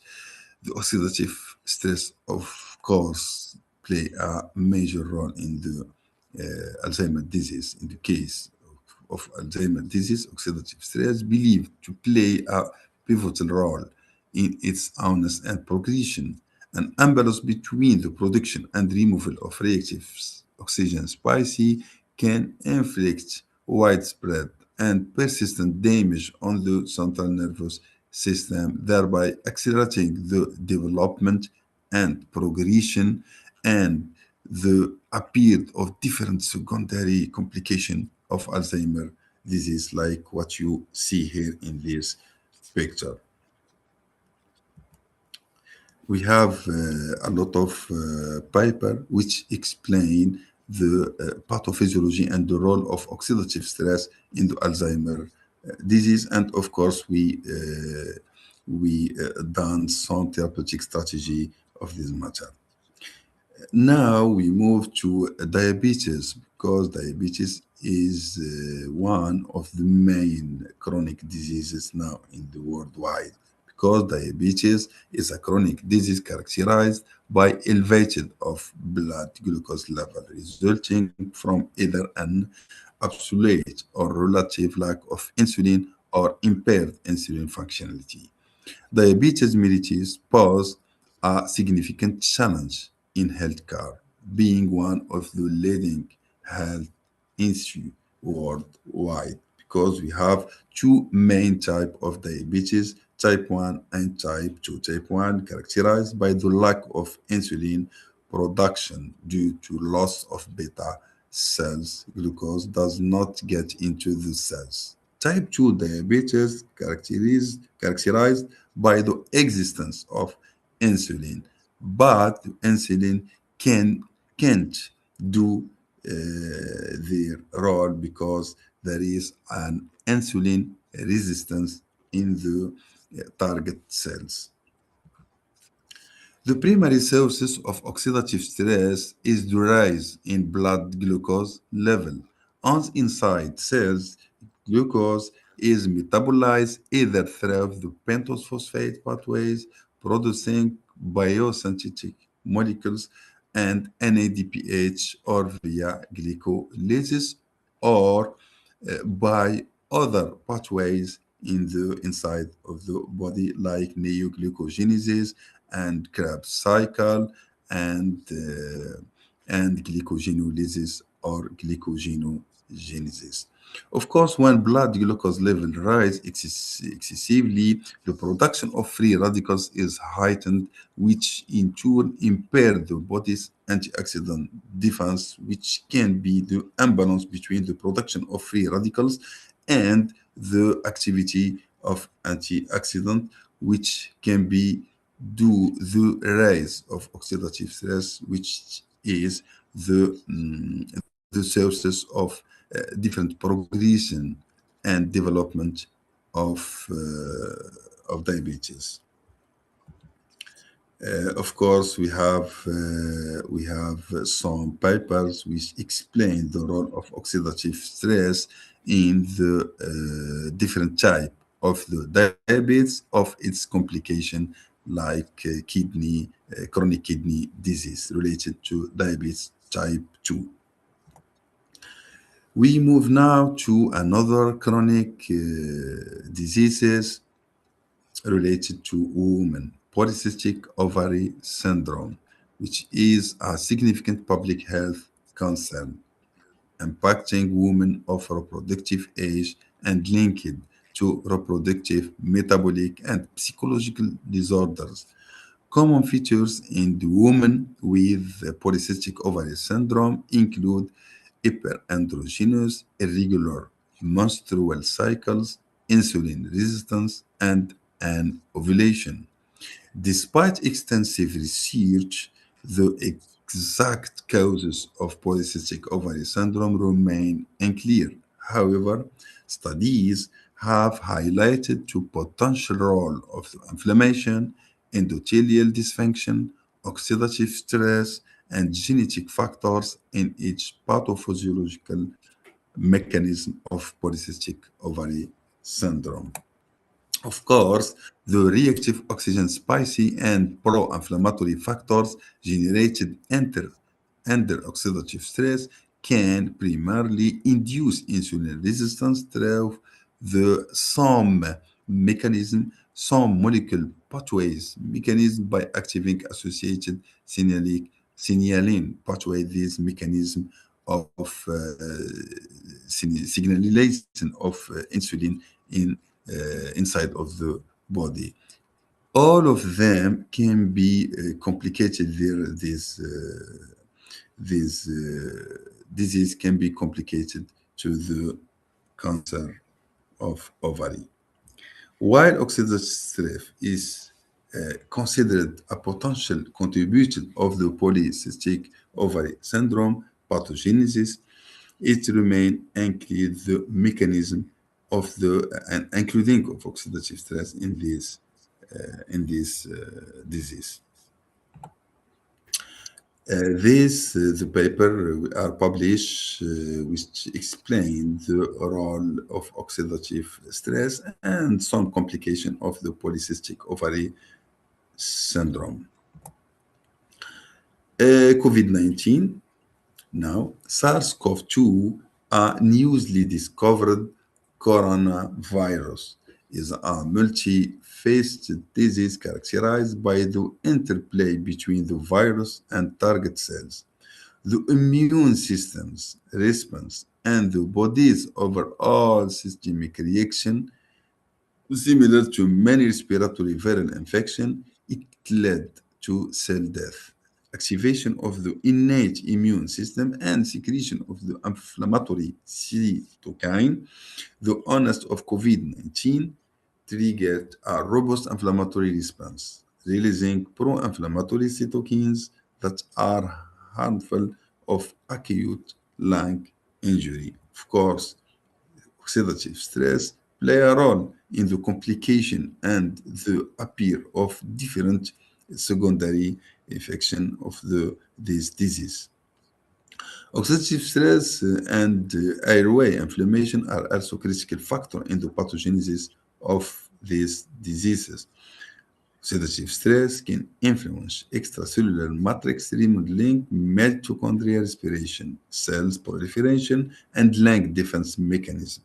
In the lung of COP patient with COVID-19, neutrophil and macrophage are key inflammatory cells that generate the majority of oxidant by releasing cytokines and modulating cells adhesion molecules. Furthermore, oxidative stress disperse repair process and compromise immune regulation, which are critical compound of the inflammatory response. Of course, we are published a paper which explains the relation or link between oxidative stress and the severity of SARS-CoV-2. For that, explain why the main treatment of this COVID is by giving supply of the antioxidant like vitamin C. So, what is the solution? What is the treatment strategy? What is the prevention strategy against the release of free radicals and against the oxidative stress inside the body? Of course, by the antioxidant system. Antioxidant systems, we can divide it on two main classes, enzymatic and no-enzymatic antioxidant. There are many enzymes that act as an antioxidant by different mechanisms depending on the type of free radical as shown in this figure. I can give you some example of the antioxidant, enzymatic antioxidant like SOD, superoxide dismutase, and glutathione peroxidase, and catalase, and glutathione reductase, or the antioxidant can prevent effectively the release of free radicals and can do different damage inside the body, different structural modification which can be induced by the release of free radicals. So the enzymatic antioxidant is the first line to defense and protect our body against free radical results, and so to protect again oxidative stress.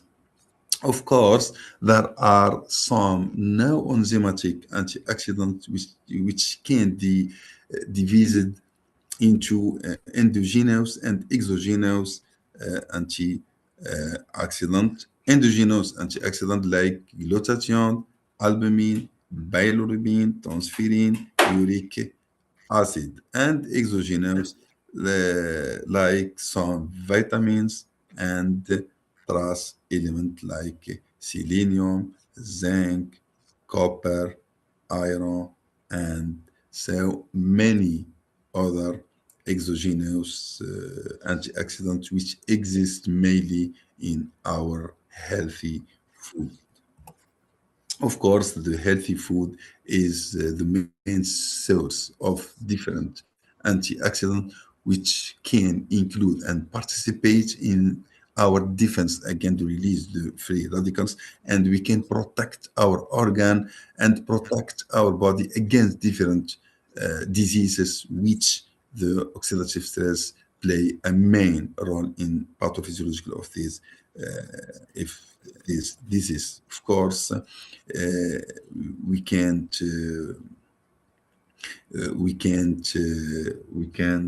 do this defense without the healthy food.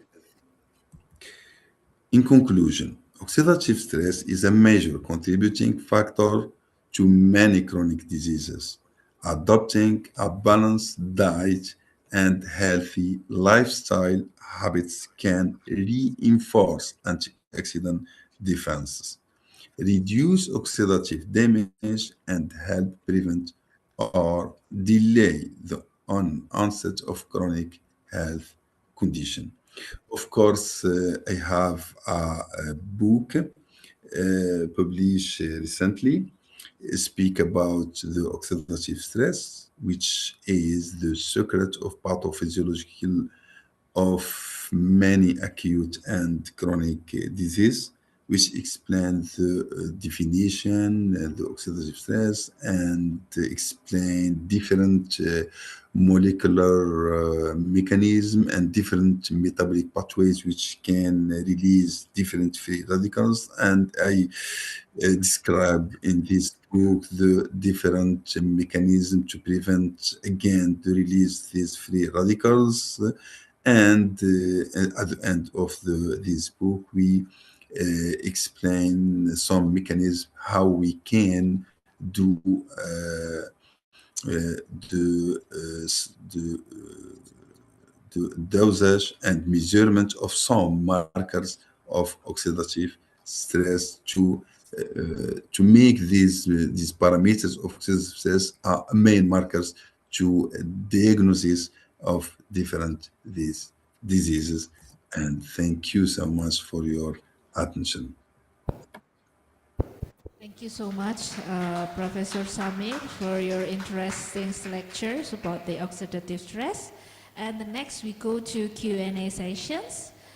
Maybe the audience wants to pose questions, please. Silahkan. Tentang okay, please, Professor Yoyo.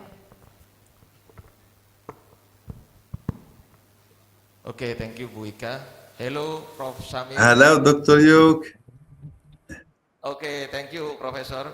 You keep attention for UMM. Yeah, thank you. I am Okay, happy to see you again in this event. Okay, okay. Thank you.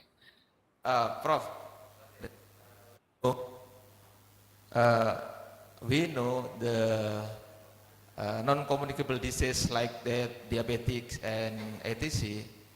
This is a big problem in the public health in the all world. Yeah. You research explore about oxidant stress. Yeah. Oxidant stress. Oxidative stress. Yeah, oxidative stress. Yeah. And in the public health, we know the non-communicable diseases like the diabetes mellitus, the better effort to decrease non-communicable disease is promotive and preventive. Promotive and preventive is the best effort to decrease non-communicable disease like the diabetes mellitus. And the ask question is bagaimana promosi dan pencegahan yang ada di Aljazair, Bu Ika. Okay. So thank you, Prof. Thank you so much. Translate with Bu Ika, Prof. Thank you so much. Thank you so much, Prof. For your question. So, Prof. Samir, questions from Prof. Yoyo is about how is the promotive and preventive effort strategy, promotive and preventive strategies to handle with the oxidative stress issues in Algeria. How is it? What's your take on it? Thank you. Yeah, thank you very much. Of course, the oxidative stress can be considered that the causes of different diseases and consequence of different diseases. For example, like what Dr. Yuyuk said, the example of diabetes, because diabetes is one of the main diseases which can complicated by oxidative stress. Here, oxidative stress is the consequence of the complication of diabetes. For that, in Algeria, in the main treatment system strategy include the antioxidant accompanied with any treatment, because the including the antioxidant in every treatment of diabetes can prevent against the appearance of different complication of diabetes, and we can lead to an equilibrium diabetes, which can anyone with which has diabetes can make your life easily without any complication of diabetes. In Algeria, of course, in the public medicine, in the population, we have a lifestyle based on use of the herb. The use herb because the herb tea, the herb contains so many molecules, polyphenols, flavonoids, and other molecule based on plant, which can make a highly effectiveness as an antioxidant. The use of this herb as a part of our lifestyle daily in our meals can prevent against not only against diabetes and different disease which can include oxidative stress a main role. I advance anyone which can which want to prevent our bodies against appearance any type of disease to use the herb as a tea or as consumed directly, or any other green herb which can use this herb use can prevent against this type of diseases. So thank you so much, Prof. Samir. Is it okay? Oh, okay, yes, okay. Okay, maybe the audience want to ask the questions to Prof. Samir, please. Prof. Samsul?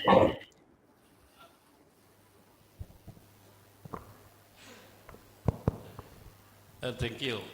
Maybe I would like to disclaimer about my expertise because my academic background is not about the health. I'm from the, maybe just emphasize to the spirituality aspect.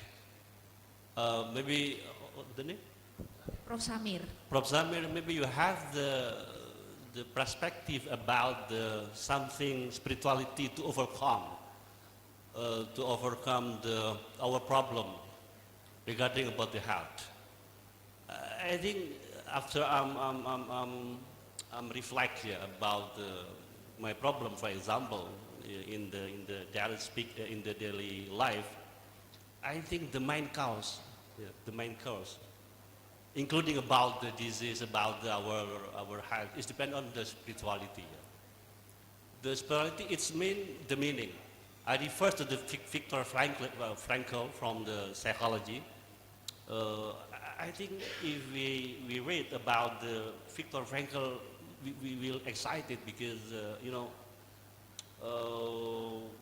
Viktor Frankl can release from the suffering situation in the Nazi era, and then he explored about the role of the meaning in our life. So my point is, maybe you have the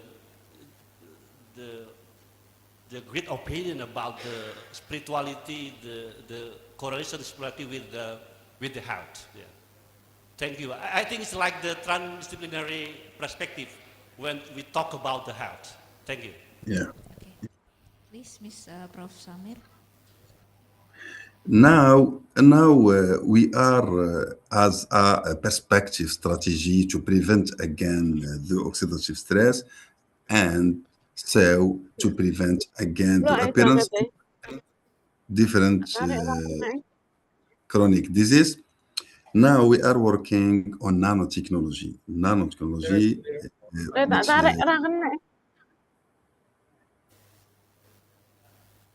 now we are working on nanotechnology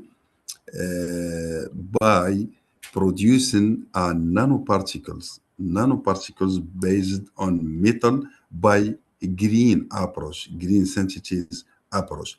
These nanoparticles has a great power as an antioxidant, which can prevent effectively against any release of free radicals, and we can prevent again the oxidative stress. Now we are working on several type of nanoparticles, and we can conjugate these nanoparticles by different molecules, which can in the short time with very small concentration, we can prevent again the release to free radicals. Now we are working to spread this idea, which we can, why not include these nanoparticles in any treatment or prevention strategy, because this nanotechnology now in the worldwide nanotechnology is the promote technology into health. I mean now, because I'm working the linking between nanotechnology in the health field. Of course, this nanoparticle is one of the promote strategy to prevent this, one of our perspective to prevent again this oxidative stress. This is number one. Number two, to prevent again the oxidative stress, to make a equilibrium food, to use the healthy food. We now the measure of production food based on the several chemical product like pesticide, because anyone we use this chemical product to increase the product, but unfortunately make a risk on our body and our health. The strategy is the return on healthy production, healthy to use healthy food despite the low production, but we can prevent again to appearance different chronic diseases, especially cancer, diabetes, by using the healthy food. Why not? We can make this a system of the lifestyle or our society. This, I think, these two main strategy we can, as a perspective, we can use again oxidative stress and spread of free radicals. Okay. Thank you so much, Prof. Samir. Thank you so much also for Professor Samsul for the questions. And Prof. Samir, thank you so much for your time for today. And it was really interesting and awesome lectures for us about the oxidative stress. And I hope all of the audience could get more informations about the updating information about the oxidative stress, especially what is in Algeria's happening about the oxidative stress, right? Thank you so much, Prof. Samir, for your time. And I hope you have a really great weekend. Thank you so much. Okay. Thank you so much. I am very happy to be part of you. In the next time, I will be with you in Indonesia. Thank you so much. Okay, for sure. And For sure, we're waiting for you I coming hope a here great day in for you. University of Muhammad. Yes, I hope a great day for you.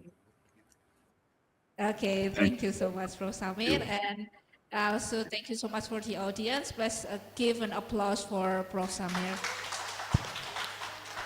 Okay, thank you so much, Professor. Have a nice day. Assalamualaikum warahmatullahi wabarakatuh. Okay, thank you so much for the audience for our last sessions. I will give it back to the host. Thank you. Assalamualaikum warahmatullahi wabarakatuh. All right, thank you so much for the moderator and the speaker from the last sessions. Yeah. All right, ladies and gentlemen, I hope you can sit still there because we still have a little bit more session after this. And that actually concludes our plenary sessions for this morning. As a token of our gratitude, we would now like to proceed with the presentations of certificates of appreciations for all speakers. May I kindly invite our distinguished speakers to come to the stage? Yeah, for Mr. Munim Siri, Miss Irna, Mr. Mahmud, and Professor Samir in online, yeah, right. Okay.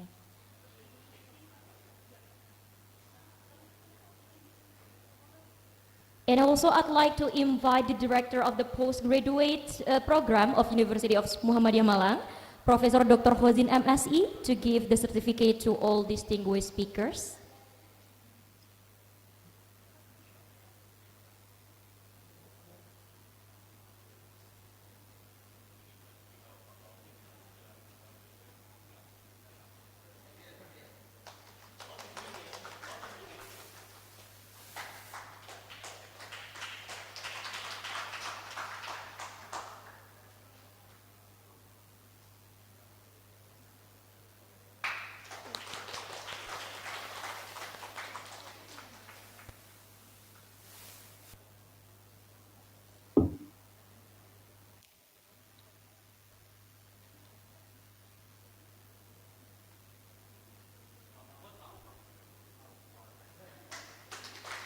Okay, thank you so much for all the speakers.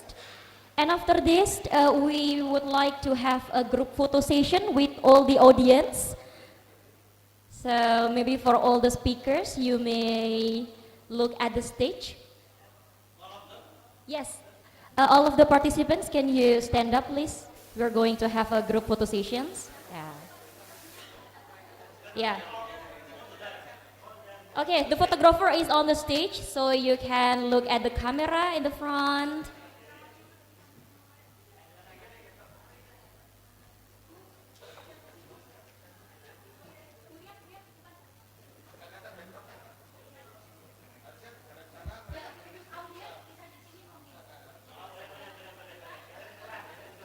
Okay, so there should be some adjustment, yeah, for all of the audiences. You may come forward to the stage. So we have a very nice background there.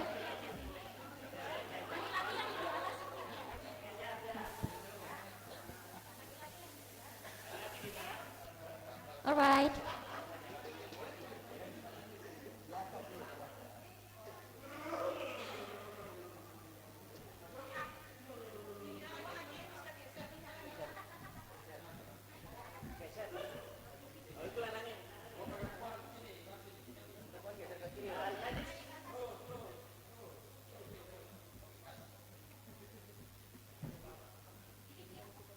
All right. For all of you, you can smile in the count of 3, 2, 1, smile. All right, maybe another pose. Another pose maybe. Love UMM, love UMM. Bapak Ibu, love UMM, ya. All right. 3, 2, 1. All right, once again, maybe with another device, yeah. 3, 2, 1. Okay, let's give applause for all of you.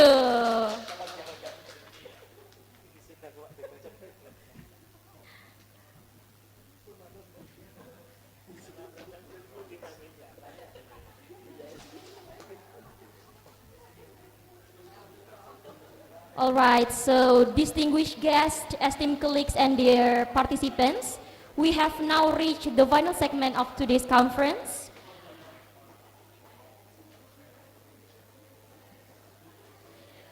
We will now have a short intermission for a coffee, lunch, and prayer. Please enjoy the refreshment provided by the committee, and we will reconvene at 13 p.m. for the parallel sessions. For your information, the parallel presentation sessions will be held in the designated breakout room GKB 4, third floor, and each room will be staffed by committee members who will guide participants to their assigned room. And if you are in the Zoom meeting, our committee will assist you there as well. We wish all presenters the best success in sharing their innovative research and finding for sustainable human welfare. Thank you, enjoy your break, and wish you a productive and engaging session. Wassalamualaikum warahmatullahi wabarakatuh.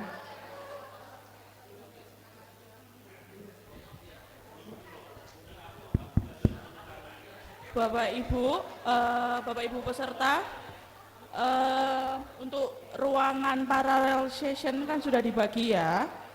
Untuk yang offline, mohon diperhatikan, ini bisa di-scan, nanti dilihat juga ruangannya ada di mana. Sekaligus saya jelaskan, untuk room 1A itu ada di ruang 311